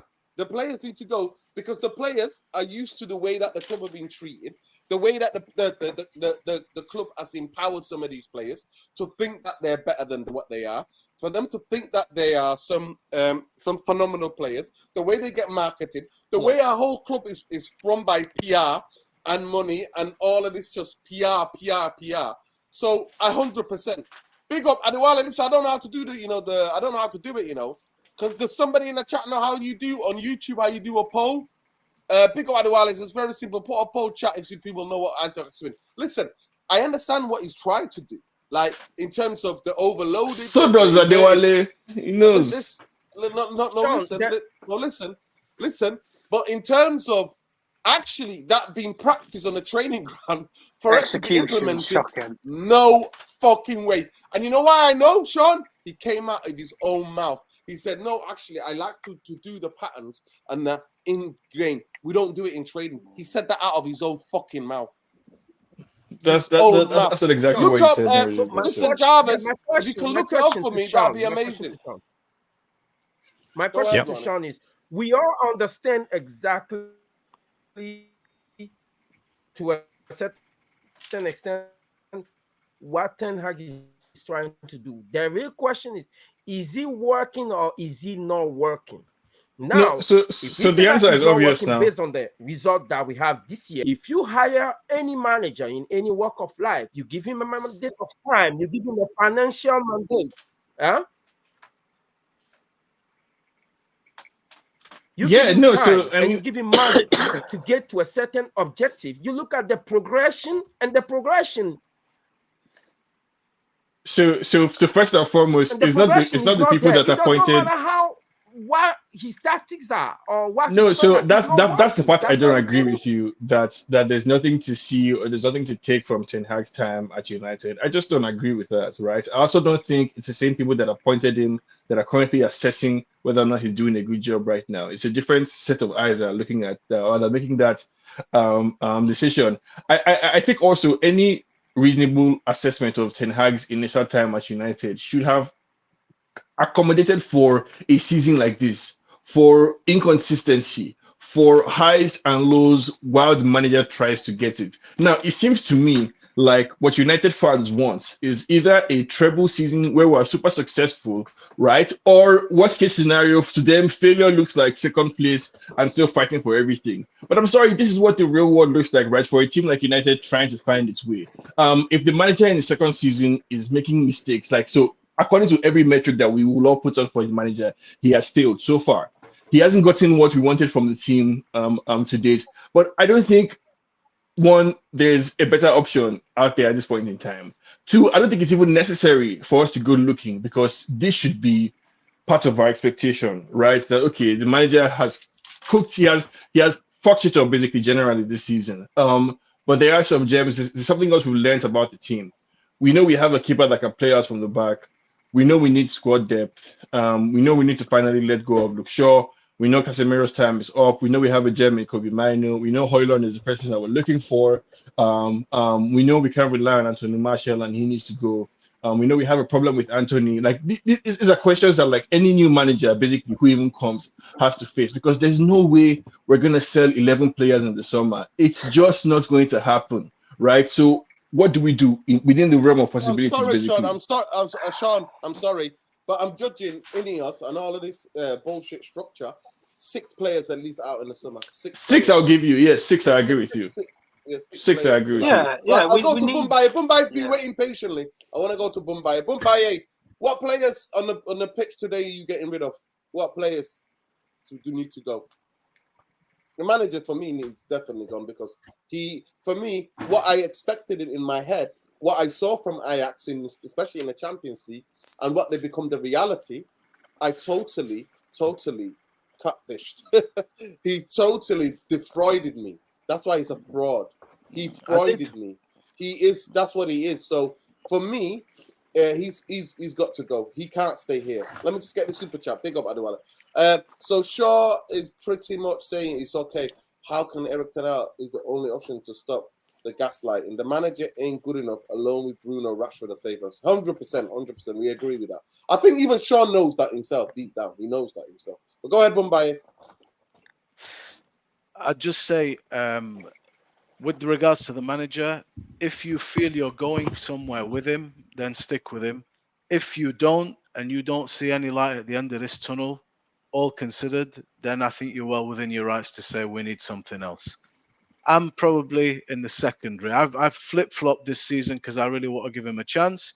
But if you offer me a different manager, if this is what we're going to get to the end of the season, then for me, he's not done enough to stay. But Sean is fair. What Sean thinks as well, he maybe sees it differently. However, I did this exercise you're asking me just a couple of days ago with Kazim. So we had 3 categories: keep, 50-50, and sell. The 50-50 one, is where you're probably going to kick off a little bit, and the keepers. But the 50-50, I'm looking at it depending on, is it a major issue if they stay in terms of wages? They know the fringe players, just keep them around. They're not the low maintenance.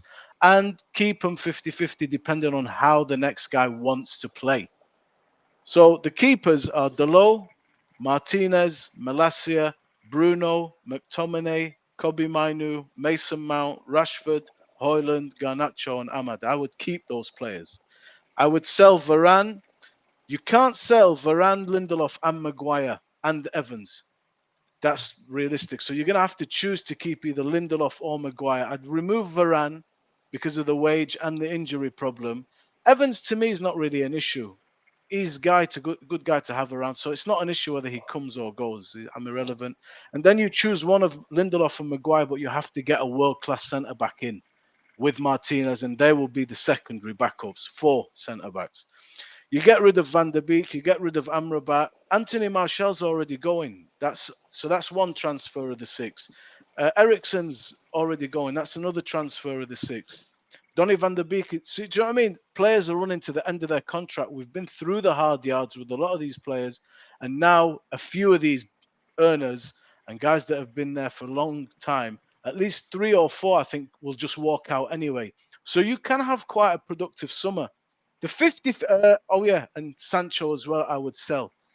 The 50-50s are Onana, and that depends on what you're looking for. If you get a manager like De Zerbi, let's say De Zerbi comes in and not Conte, let's just say, and they insist on playing out from the back, and they want to make us a team that keeps the ball, and they want to start buying and selling play. You keep Onana, because to me, only Edison's better than him in the league at keeping the ball and playing out from the back. And his distribution is excellent. But as a keeper, it's a toss-up. Do you understand what I mean? No, I get what you're saying. I understand it, but it's a toss-up. Depends on what you want. The fact that McTominay and Maguire's there. No, you know how I explain. No, but I explained it to you. Wan-Bissaka, for me, is a 50-50 as well. Shaw, the only problem with Shaw, for me, I think Luke Shaw's a top player. See you later, mate. But he's made of glass. So if you get somebody in that's mint, I'm talking top quality with Malacia as the apprentice, that's fine. Then you can move him on. And then that's pretty much your team there, bro. That's pretty much your team. Right. I'll go to Jarvis. Jarvis, who you keeping? Yeah. To me, menu, I'll tell you quickly. Mine is easy. Kobe Manu, Rasmus Højlund, Lisandro Martinez, Garnacho, because he's young. I'll get developmental coaches to work with him. Ahmad. Would you get rid of Mount, Dino? Would you give him a chance a bit early? For me, I'll bring in a new injury and rehab team, and then we'll assess it. So they'll assess him, injury rehab team and a medical team, and they will assess it. And then after that, with consultation, if he's not the type of player that he is, if he's going to be breaking down, then I would get rid. But go ahead, Jarvis. That's all I will keep. Yeah, there's a lot of players, but we got to be realistic. But from today's starting 11... listen, it's a fantasy. It's a fantasy. It's a fantasy, Jarvis. In your wildest dreams. Oh, okay. Well, I was doing it almost all of them, but to be realistically, I want to keep it that way. I was doing it real, to be honest. Yeah, I would get rid of Varane, Evans, Lindelof, Casemiro, Rashford, McTominay, and Bruno from today's starting 11. So I would just keep 3 of them: Onana, Dalot, and Garnacho, and Mainu. So 4 of them I would keep of today's starting 11. Rest of them, no, they're not good enough. And we saw it today. I just want to go back a little bit about what Sean was talking about styles of play and stuff like that, because we have basically we have the Cruyff school of football with total football. That's about fluidity, positional rotation. We have the tiki-taka style that was like Barcelona. It's a little bit of total football, but it's more about keeping possession and maintaining possession to control the rhythm and tempo of the game. And you have the counter-attacking style. We all know what that is. You have the gegenpressing style. That's Jurgen Klopp and Ralph Rangnick. You have the Italian style. It's called the Catenaccio. It's about the highly organized defensive play. And you have the possession-based style of Italy. And, of course, the I would say the old English style with direct football and long balls and about the physicality. So this is basically, you have the styles of football, and they all get intertwined with all of the managers that we talk about. Ten Hag now today, he probably, his ground philosophy is probably total football from the Netherlands football with the fluidity, but he wants to play possession. He also wants to play counter-attacking and counter pressing with gegen pressing. The only thing I think we miss is the organization defensively from the Italian school, and the direct football with long balls. I don't think we are especially good at that. Maybe if we have Højlund as a vocal point up front, but we don't use that as much. So it's very difficult to say he plays this kind of football and that manager play that type of football. It's all intertwined, and you have managers like, I would say, Ranieri, and for example, what's the guy in Real Madrid now? Ancelotti. They use it. They don't have a typical style of play. They go with the flow and how the players are best suited, and try to figure out and exploit the players' best what do you call it, attributes. So in a way, you have different, and this is extremely interesting, because what do we expect going forward as Man United fans? What will suit us best for the future? Is it this total football? Is it tiki-taka football? Do we want to go back to the direct football with Ferguson playing with the wingers? Because for me, I think we need to go back to our roots. Maybe try to play more like we did today, like a 4-4-2 type of thing, but not as defensively, of course, more attacking based. So for me, going forward, it's very interesting, because everybody's shouting out names now with managers coming in. Who do we want to come in? Do we want Nagelsmann, or do we want whoever, the Brighton manager? Or so people got to think, what will suit this group of players best. Listen, I'll tell you. What happened to Erik Ten Hag, Dino? What went wrong for Erik Ten Hag? You expected something. I think he became a coward. There you go. And he abandoned his principles, right? Yeah. So what I'm saying is, what Jarvis is saying in the names and that, I don't think it's... I'm just getting super chats. We got Man UFC Realist TV said, sad state of City is what United used to be. Glazers allowed that to happen. 115 versus 1 billion in debt. Make sense. Big up. Adewale says, Adewale, I'll find out next time. How do you do the poll? Keep Kobe, Casemiro, Varane, Delot, Martinez, Ahmad. Everyone else should fuck off. Yeah, 100%. I agree. Yeah. I agree. And actually, Garnacho, to me, I keep Garnacho because I think he can develop. Yeah, just keep. How are we keeping Casemiro and Varane? And we're talking about no. I'm not listen. No, I'm not keeping. So sorry. I'm sorry, Adewale. I'm not keeping Casemiro today. He got done by a 1-2. No, because Casemiro had a good game today. No. Did you see the 1-2? The 1-2 he got done by. No, he did all right today, but he does need to be moved on. No. Listen to me. Him and Varane need to go. Varane can't rely on him. Casemiro. I said it from day dot. Before he put a pen to paper, is a video of me talking about it on YouTube, on Saturday TV. I said it there and then. That this guy, that contract, his grandchildren are not even born yet, but they're dancing on a Copacabana fucking beach. Because nobody was giving him that money, and nobody was giving Real Madrid that amount of money. Manchester United got absolutely pants down, no Vaseline, and got bent over, right, left, and centre. Now, he's a decent player. He's the guy that, for me, come off the bench at the end of games when you want to close it out, just to be there to rally the troops. But he's not a guy who starts for Manchester United, for me, if you want to play the modern way of football. So go ahead, Bombay. Yeah, you need a manager to come in, and for whatever he wants to do to work, and you need him to play some football and get results. Erik Ten Hag, in every single interview, attests to what we're arguing about. He said he understands where he is, and he realizes this is not working. Now, the only way this is working is if it's an Alex Ferguson early days scenario where we're saying, this guy, get him out, you don't know what he's doing. But David Gill said what the people didn't know is the vast amount of work he was doing to overhaul the entirety of the club from grassroots to prepare all the youngsters to flow into the first team, knowing what the game was. But to be honest, when I watch Erik Ten Hag, I'm still not sure what the game is. I have an idea about it. And I say transition because we do seem to do that a lot, which is go long into space, isolate our players one-on-one and try and do stuff like that. But a lot of the time you're a little bit lost. And if you listen to every pundit there throughout the course of the season, they'll tell you we're not sure exactly. We can't put our hand on it. What was the plan today? It was just we turned up, went through the motions. But Erik Ten Hag realizes that he is underperforming in terms of what we expect. So you need a manager, whether it's De Zerbi, whether it's like a Klopp, whether it's like a Pep, whatever they do, it has to work. And if Ten Hag has got a clear system that I can't see, fine, I'll accept that. But then you ask the question, it's not working. So from there, you either say, look, it's time to change, or you make sense of it by saying, we're missing this.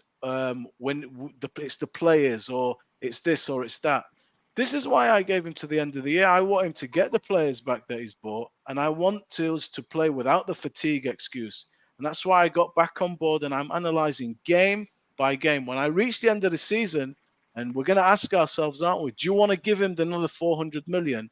That's when you will have to make your decision as individuals and say yes, or you'll say no. At the moment, bro, I'm going back and forth. I want to be fair. You know me, I back managers. But Erik Ten Hag is just not making a believer out of me that we're going to go somewhere with him. If you ask me when... Let me just get the super chat. 1 second, Sean. Let me just get the super chat. Big up Adewale. Big up. Generous. Appreciate you. Casemiro is our best midfielder. I will not hear any slander for this, man. You people rate Bruno and slay Casemiro. No, I don't rate Bruno. I'm telling you, I don't rate Bruno anymore. That's Bruno's me, that. Sorry, man. I apologize. Yeah, I don't rate Bruno. It's wild. No wonder we have the shit players in the face of the club. See Chelsea with no experience. You need Varane and Casemiro in the squad. Yeah. Listen, if they want to stay in the squad and come on and be those kind of guys, he can stay. But to start games, I'm sorry, Adewale, this league is unforgiving. It's too Adewale, it's the injuries of Varane. Do you know what I mean? It's the injuries of Varane. That's the problem. And his legs are to me. Casemiro legs are gone. That's why he gets so many yellow cards. Because the faith, especially with Erik Ten Hag's tactics, with all the gap, him being left alone, oh my God, he gets way too exposed. Listen, last bit of the show. Listen, are we on 200 likes here? Can somebody please check? At least. Yeah, Arsenal, Liverpool said they're staying their manager's second season. Look what time no, Liverpool did not want to get rid of. Liverpool fans wanted to get rid of Klopp last season. Bombay, forget about making. Listen, some did. A small percentage did. Not all of them. Small percentage did. Not all of them. A small percentage. Bombay, forget about making a believer out of you. Is Erik Ten Hag making a believer out of his own players? Because when I'm pointing out the gulf in mentality between both teams today, when you have Foden running back to tackle somebody, it's some players. That is not a tactic issue that Erik Ten Hag is not able to implement because the players don't believe in him. It's some, right? It's some of them do, some of them do. But it's a team. You can have some of them that do and some of them that don't. At the end of the day, it's a team, and once that belief is gone, as a manager, there's nothing you can do. That's the burden of the United job, right? Basically, at different points in time in the history since Sir Alex left, United fans and the club, they've been at crossroads where they've had to choose between players and managers.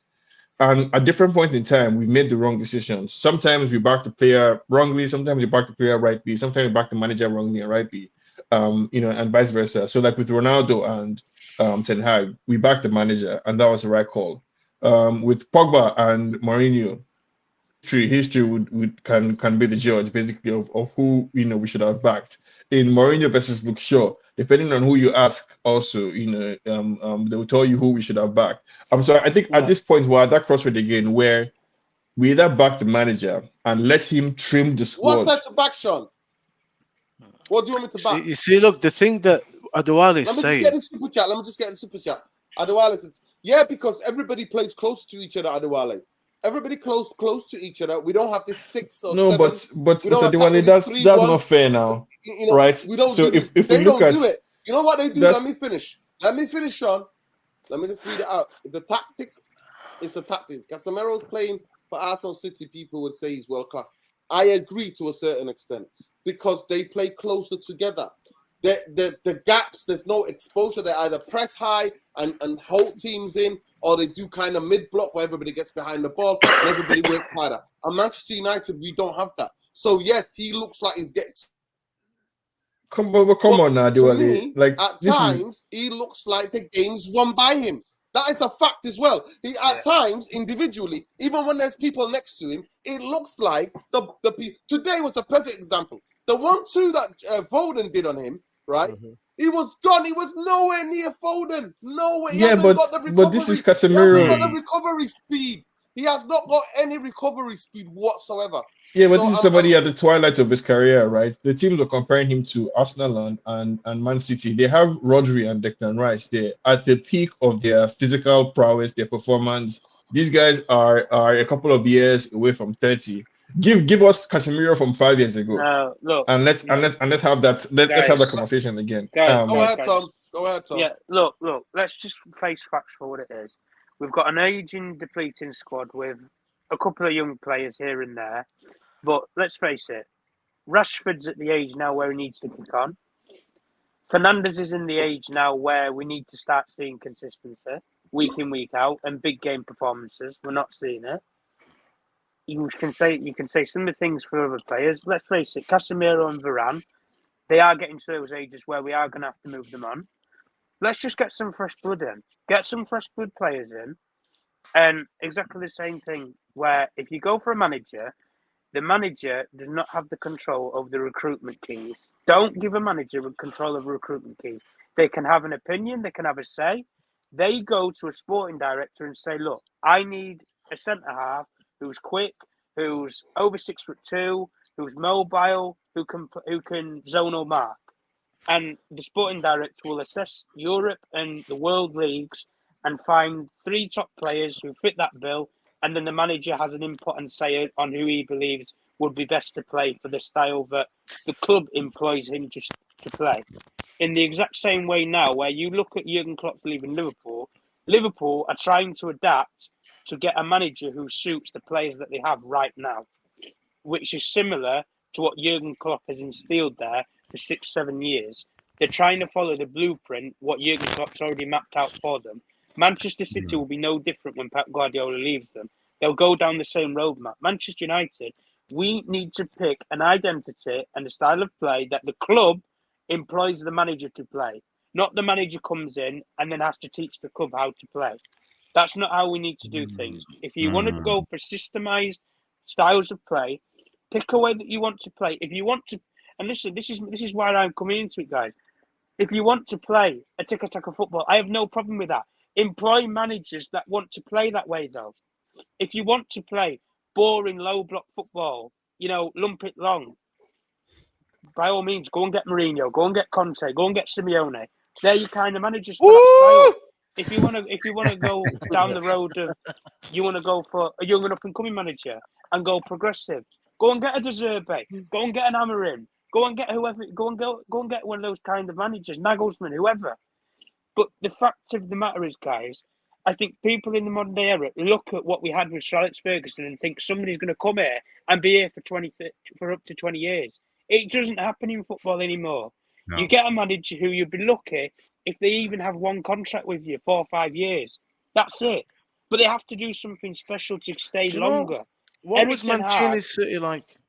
Tom, you're saying something here interesting. What was Mancini's City like?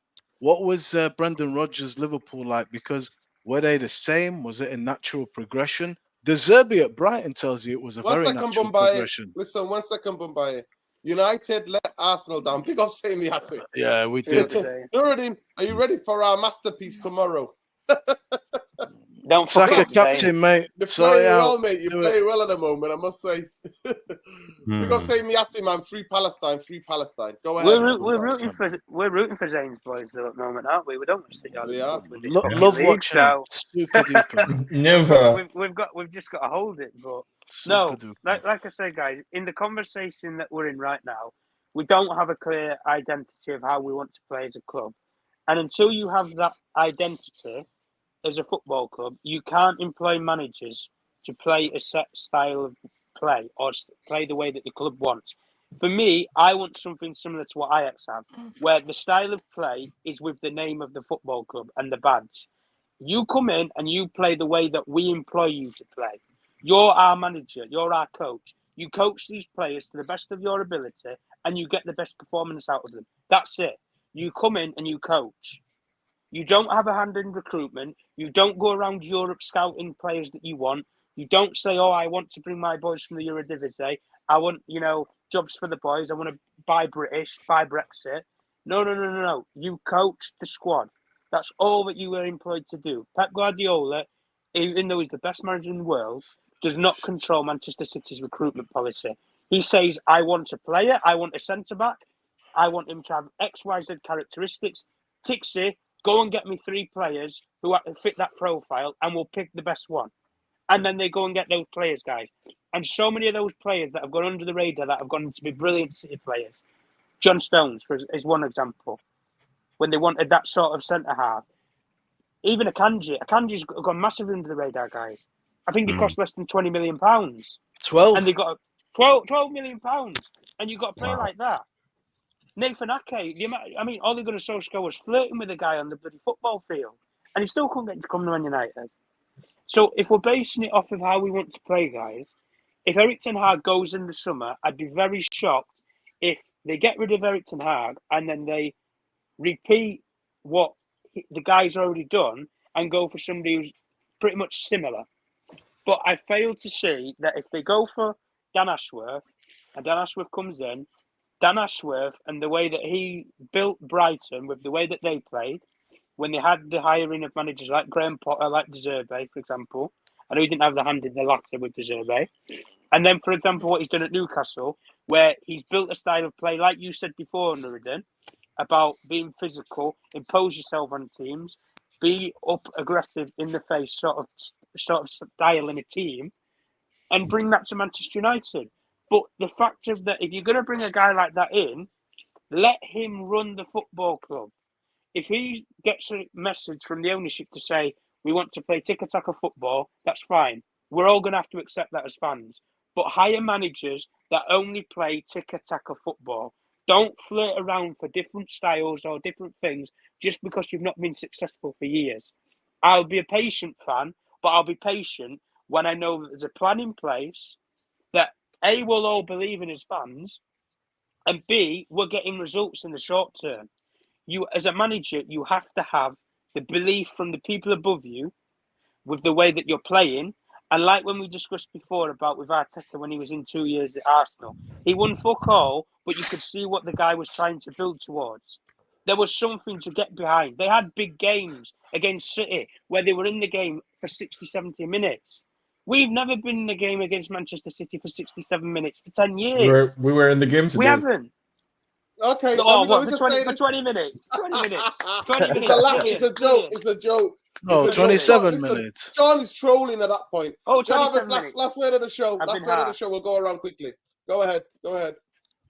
Last point of the show, Jarvis. Last point. Yeah, for me going forward, I agree with Tom what he says. We need the style, and I will be behind the manager and the board and everybody if they come out and tell us what they want to do. And I think that's obvious for everybody who loves and support Man United. This is what we need. So big up to Tom for telling the truth as always. For me going forward, if I could choose a style or a manager, I would go for someone like Girona's manager, Michel, or I would even try De Zerbi, because I think he's not too far away from Ten Hag, so we won't waste the last 2 years in the build. We have something to build on.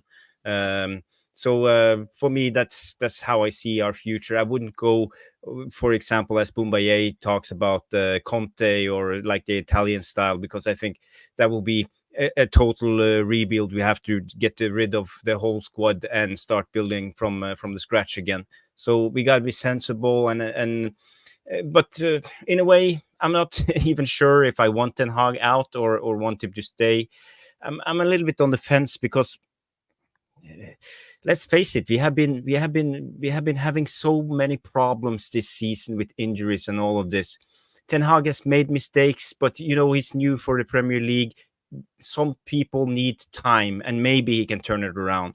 I'm not saying he will, but maybe, and we will see. We have players coming back now, and if we can have a good run the last 10, 15 games, maybe do well in the FA Cup. Who knows? Maybe Ten Hag stays. Yeah, big up Jarvis. I don't know. There's nothing that I see in any of it. And I promise you, if I saw something, Jarvis, I would hold on to it, and I'll be screaming it off the rooftops. I'll be going around the city going. I don't know. But the thing is, it's too simplistic for me to say Erik Ten Hag in or out. You got to see behind the results. It's not about that. Listen, no. It's not about that. It's not about everything in there. For me, he defrauded me. He defrauded me. Him, and if I was up to me, 10 players would go. The medical team, the injury, all they will fuck off. I will clear all of them out. That's me. That's me, Jarvis. But big up to you. Luani, quickly go ahead. Big up to everybody, by the way. Big up. Please let me know if we reached 250 at least likes. Go ahead. So we're talking about the style of play. It's good to envision a style of play, but for me, regardless of any manager you bring in, any style of play you try to execute, the foundation is not right at the club. The foundation starts by the mentality of the players, because the players are the one in charge of executing whatever style it is, right?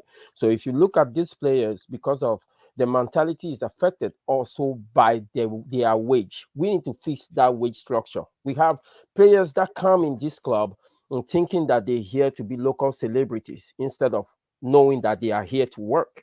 If we can't fix that, regardless of what manager we bring in, it's not going to work, regardless of what style. So we need the upper structure to sanitize our wage bill first and have the right players here for the right mentality, and then we can go from there. Yeah, big up to you, Luani. Boumbaye, go ahead quickly, and then we'll go to Sean, and then we'll close it out. Are you there, Boumbaye?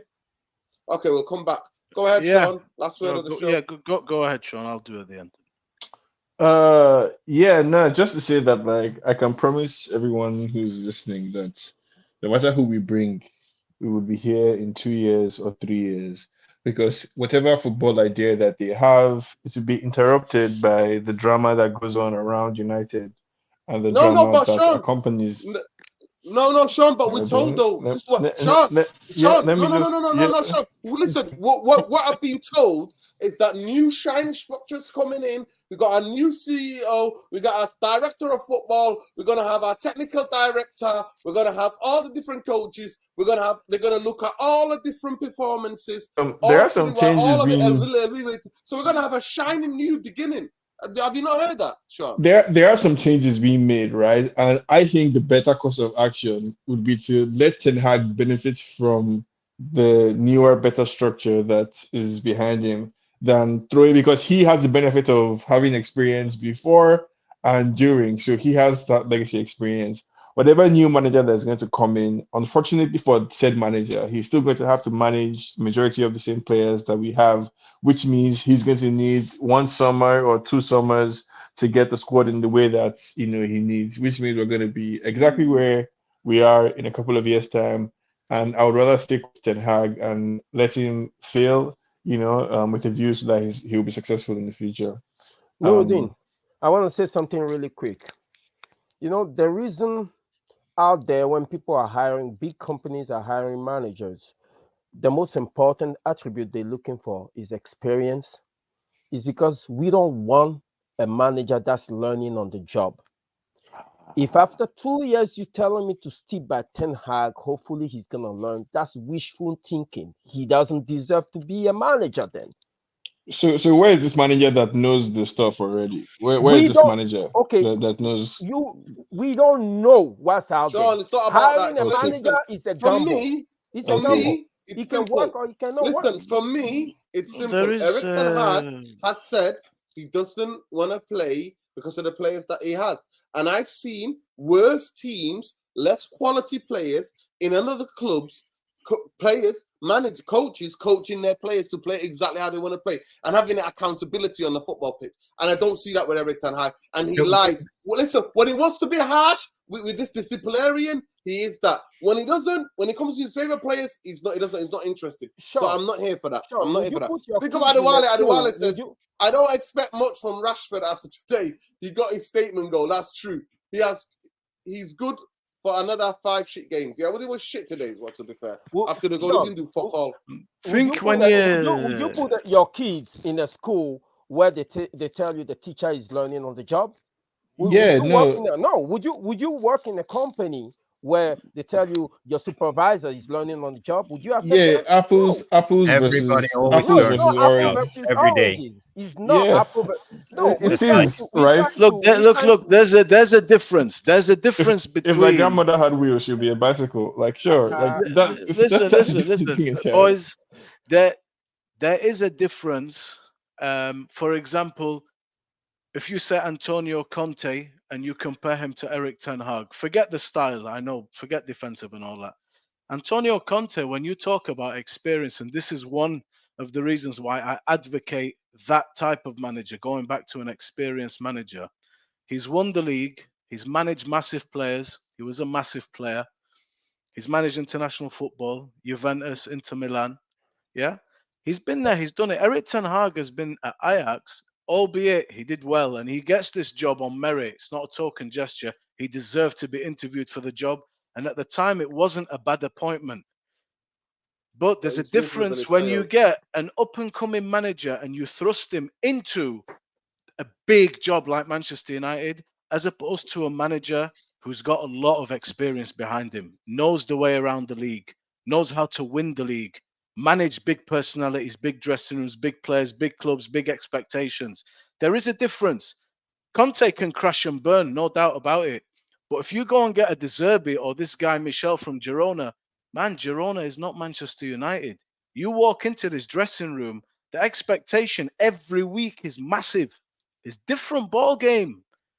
It's different ball game, guys. Listen to me. So it's pros and cons. When you say experienced manager, you have to accept there are pros to that. Yes, there are cons, depending on who you get. If you get a young manager, he might be exciting and progressive. That's why we hired Eric Ten Hag, strictly for football. That's exactly why you hired him. That's why and he let me down. And you know what? And he didn't give me that. He let me down. down. Do you get what I'm saying? So experience, as my man there is saying, has its worth, man. It has its worth. No, listen to me. No, listen, certain time experience. But what I've been told, the PR that's been given to me, even in players. Listen to me. Manchester United, in terms of football structure, nothing to worry about. Brand new. Everything's all shiny and new. Evaluation. Not nothing to worry about, but that there are improvements on the horizon. Things are going to be better. Not that there's nothing to worry about. Bro, structure, the way that you present it, you don't live in the UK. It's not fair. I live in the UK, and every single day, I'm bombarded. Thanks to the power of the internet, Nuruddin, the world is flat now. The world is flat now. We all access the same content. I'm sorry, Sean. Every minute of the day, I live in a city where a newspaper called the advertising page, right, tells me every day Ineos is doing this. So the Dell said Sir Jim Radcliffe, Sir David Brailsford, Mr. Blanc, Omar Barada, Dan Ashworth, qualities. They know what they do every day, every single other day. There's an article every single day, and I'm bombarded by it, right? And then I see United fans on the street. They tell me, "Yeah, don't worry, we're back." So, Eric Ten Hag, no United fan is telling you we're back. Nobody is telling you we're back on the streets. That's what they tell me. I can't be no United fan is telling you that. Nobody's telling you that. I swear on my mother's even me, grave, the most bullish United fan. Man United fans are telling me we're back because the Jim's here. We're back. Bro, That's look, ask yourself this question, Dino. Simple question for you, please. For the boys. Listen, Not for the boys. Would you rather we did not have anything called Ineos and Jim Ratcliffe and we stay with the Glazers, or do you want to see what happens? No. I'd rather, to me, anybody who helped to facilitate for Glazers staying at this football club is the worst. It's the worst than the Glazers for me. That's me personally, right? So for me, I'd rather Manchester United get relegated, burn the fucking place down. Come on. Let me finish, please. Do you think it could survive? Do you think it could survive? Do you think your heart could take us losing so many games in a season that will get relegated to a new game? You would blow a gasket on the internet. It would be the most viral video in the world. Sean, please. Let me finish. Because you just jumped right down my throat. Let me finish. So what do I want for me, right? I want Glazers to stay here by themselves. So when things get so bad, the fans have no choice but to get on the pitch every other home game. And then the Glazers would have to go or to get relegated. And then we start again, because then to me, there's nothing that the Glazers can make money from anymore.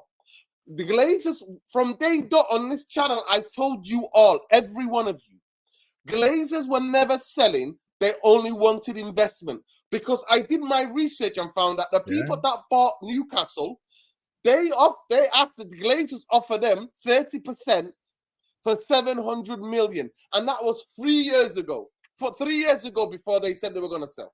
So I already knew what the game was up. So for me, Jim the Rat, Judas, to do that to the football club, for me, is bullshit. I'm not expecting, you can bring whoever the fuck you want. As long as they have the biggest shareholders, it's only time before this explodes in their faces. So me, I just sit pretty and wait for it to explode. And I'll tell you again, I fucking told you so. But let me just finish the point. Eric Ten Hag, for me, I wanted Eric Ten Hag more than I wanted Pochettino, because I thought after 6 months, regardless of where we are, no, we're not winning the Champions League, we're not winning the Premier League. So after 6 months, I thought Manchester United at least can be able to keep the ball, pop it around. We lose a lot of games, we'll lose a lot of games, but at least we'll play better football. So when I go to Old Trafford on a match day, I just see good football, get me off my feet. You know what I mean? Get me off my feet and go. Some attacking football, great patterns of play, goals, interesting goals. Yes, we're gonna concede. We're gonna win games. Maybe we're gonna lose 4-3. We're gonna lose maybe 5-4. Do you know what I mean? That kind of level of scores. That's what I wanted. Entertainment, because I've not had it. And I thought a coach, then hopefully maybe if he can get a bit of quality, he can add to make us a bit more of a team.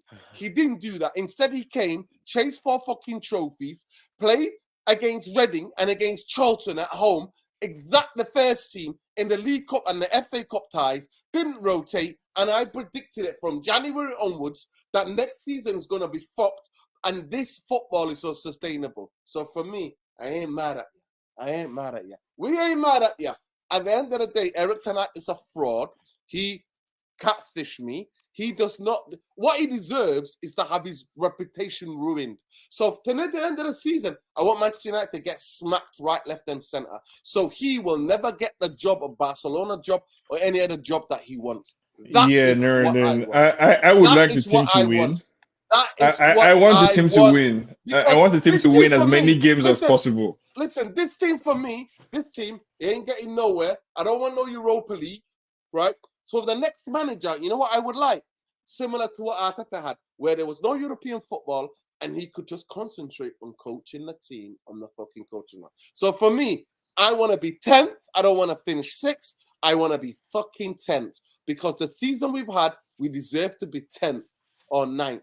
That is what this fucking football club deserves. And that's what Eric Ten Hag has given us. And that's what these shitbag players have given us. So that is where I want. I want a new coach to come in and at least be a guy who's going to coach players. So when I go to the football, win, lose, or draw, because only 3 results in football, you win, you lose, or draw. I want to be able to see patterns of fucking play. I want to have a style that I can get behind, so I can come in here and go, you know what, guys? Actually, I can see what he's trying to do. And actually, everybody can see what he's doing. Do you know what? If you think about the last 2 years that we've had, it's not been easy, to tune into United. It's been hard work. It's really been hard 11 work. years of bullshit. 11 years of bullshit. I had a lot more fun under Ole and other managers than this. It's not a dig at Ten Hag, but that's the reality. And now, with regards to what you're saying, though, bro, about Ineos, you know what?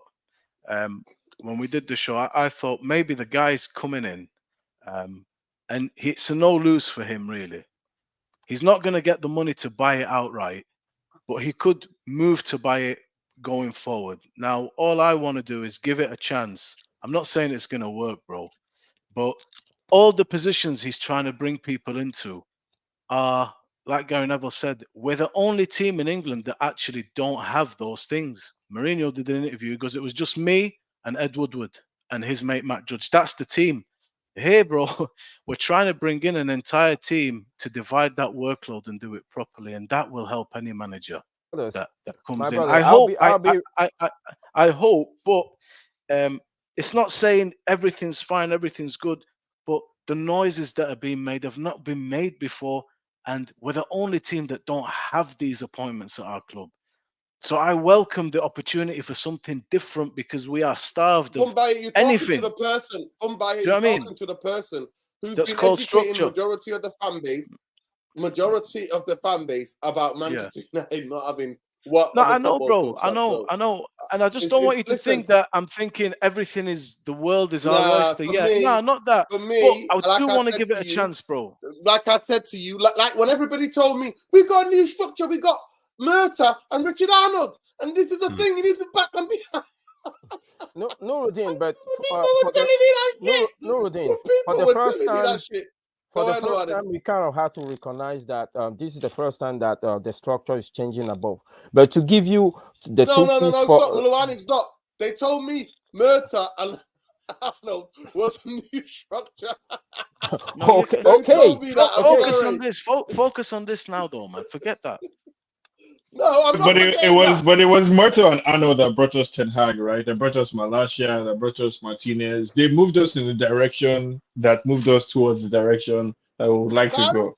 I swear to God, I'm not lying to you. If I ever thought, no word of a lie, if I ever thought, if I had a glass, right, and I could see through Ten Hag or Ollie, keep Ollie, I would have fucking kept Ollie. I swear to God, I would have kept Ollie. With Ollie, at least against the big teams, he perfected a counter-attack. This is revisionist history, but I understand the appeal. It's not with Ollie. You know what it was? It was 8 games so high. Bro, the wheels came off on that Ollie. And now this season, it's just been a pile of shite. We win games, and I don't even enjoy it. I sit there, bite my nails, and go, I'm relieved. Yeah, I don't want to go back to. I don't want to go back to Ollie. I'll be honest with you guys, right? To be honest with you, Ten Hag, he's not my uncle. He's not my brother. I don't know him from anywhere. And the team, Manchester United, is not a freaking family business, okay? So at the end of the day, it actually is a family business, bro. At the end of the day, if he doesn't get result, this is the way I'm looking at it, right? I'm paying $200 for my cable to watch share football. Oof. I don't want to sit down watching football. I was telling Bumbaye last time, my wife is a born-again City fan.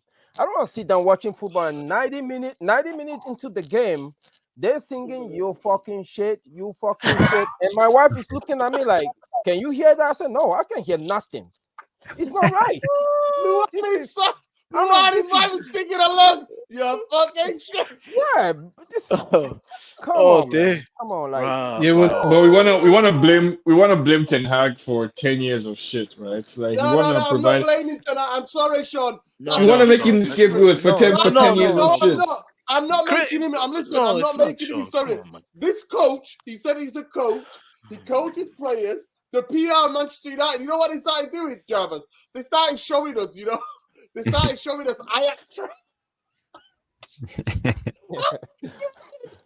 I think Ten Hag is a good coach that has been dealt an almost impossible hand.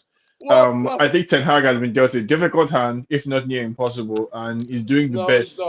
Basically, he has made some mistakes along the way. He made the decision, Sean. He chased 4 trophies, and who the fuck am I? I'm a guy that's only got 2 coaching badges, and he's got UEFA license. Yeah, I don't. Millions. And what the fuck? And how the fuck I know? Jarvis is my witness. How the fuck I know? And I could stay on here. How the fuck do I know what he doesn't know? I think there was no way Ten Hag could have come out and said, "Oh, actually, we're not interested in another trophy. You don't have to say that. You don't have to say that. You just rotate. You rotate. Yeah, the team was obviously on a high. Let me finish. You rotate so that you don't burn the players out in the most congested season in the history. And so therefore he should be sacked because of that. Because of that bad decision, he should be sacked. Every decision has consequences. The consequences of those that what he did to these players. Because I saw it happen to Liverpool the season before, and you saying to me there was only like small percentage of fans that were questioning Klopp. And I was telling him you went for 4 trophies last season. You took every game, the league, all the other cups to the last minute. Ten Hag, with this squad of players, with what he's doing, not understanding the landscape, he thought he was going for that. The team is flying from everywhere. Yeah, he was trying to instill a certain standard of behavior in the club. He was trying to. Absolutely doing my head in, you know. Sorry, with this Ten Hag thing. No. I mean, sooner or later, you guys might get what you want, right? And like you said, it's not a family difference. It's not a family business. I said if I wake up tomorrow morning and they've sacked the manager, no problem. I just don't think it's a wise decision. He's my brother. Listen, we've been on for 2 hours. I'll say it simply. Eric Ten Hag for me is personal. It's personal. He's a fraud. He frauded me and majority of the United fans, and he needs to fuck off. That is the reality by the end of the season. I never believed in sacking him mid-season, but to me, sacking him alone ain't going to fix it. So that's where me and you agree, Sean. What if you're in the press conference, and you can ask him a question? Sean, if 6 or 7 players in the starting lineup don't go with him, then we're not going to be able to fix it. I agree with that thing. Let me just get the super chat. Last and final. Sure, what qualifications Eric Ten Hag to have to die on the hill? He needs to be fired. Back with 400 million. Bayern Anthony and Mount Unana. Begged for Amrabat all summer. He needs to. Well, there you go. It's not only Ten Hag that begged for Amrabat. There are many United fans, many United fans on this channel and many channels that hyped up Amrabat. So let's not come and pretend like we didn't all want Amrabat to come, right? Listen, I'll say this. Any players that come from Italy, for me, there's always a risk. Always a risk. There's a big risk with Italian players because that league is so slow on the levels, and it shows you in the Premier League. It shows you the league that you sign from. The best leagues to sign from really are the French league and the Spanish league, where players actually. Those 2 leagues are the leagues where players actually go and then do what they do. Right? The Italian league for me is always, and Unana for me, just for the Unana, he needs to get the fuck out. Just for the fraud that is in goal, he needs to fuck off. That to me is a loan. Forget even Mount. Forget even Anthony. And you know what? What makes me laugh is that why the fuck did you want Anthony? Why the fuck did we want Martinez if we don't want to play passing triangle football? But that's what he wants to do. That's what he wants to do. That's what he's trying to do. He plays transition football with Casemiro and Anthony. Eric Ten Hag is confused. He needs to go immediately. Can I say one last piece, right? You're the last one. Companies hire from within for a reason. They either hire from within, they promote from within, or they bring in somebody with experience that have processed at the highest level. Eric Ten Hag has not shown us anything that proves that he can handle the United job. The position of a manager in a company is a position that require you to operate at a high level. It's a pressure position for a reason. Okay, He cannot do it. So he have to go. It's just a matter of accountability. We don't learn, you don't learn on a job as a manager. You don't come to learn on a job. I don't know why we're trying to accept that as a standard. Sean, listen, Lawani, let me say something. Like final thing I'll say. What makes me now is very nervous hiring a manager from another country. It makes me super nervous now because trust me, I thought Erik Ten Hag was the coach and he absolutely frightened me. I thought within 6 months, Manchester United will play a decent bit of football. And you know what's even scarier? I saw somebody in a relegation team managing that, qualified for the Champions League. And that was the manager at Newcastle. He's got a plan. It might not work, they get beat, whatever happens. But I can see when a Newcastle play, I can see exactly what Newcastle are and what they're doing. With Manchester United, I do not fucking see it. Go ahead, Jarvis. You got the last Yeah, I word. just want to say, of course, you learn on the job. If you don't Everybody learn, does. you will repeat the same mistakes over and over again. You know, it's about learning from your mistakes. That's maybe one of the problems with Ten Hag. He is repeating the same mistakes over and over again. He plays Rashford, he plays Bruno, leaves a big gap in the middle of the pitch, and it's unsustainable football with Bruno and Rashford. Maybe that's the biggest problem, and he never rotates the way he should have. So yeah, in a way, I agree. He's stubborn, and he comes to a point where it's just plain silly. You know, he doesn't learn, and that's a big problem. But he needs to learn, and everybody needs to learn on the job. Now, listen, big up. I'm not xenophobic. Big up Lincoln Lawyer. I'm not become xenophobic. I'm just saying to you, I'm very cautious. Very, very ultra cautious. By the way, I'm telling you, De Zerbi is going to go to the Man City job. That's the inside. That is an inside thing. If Pep Guardiola leaves, if they win a treble again, Pep Guardiola will most likely leave, and De Zerbi will be getting that job. He will be getting that job. So that because every other weekend they're on the phone to each other. Pep Guardiola and De Zerbi speak.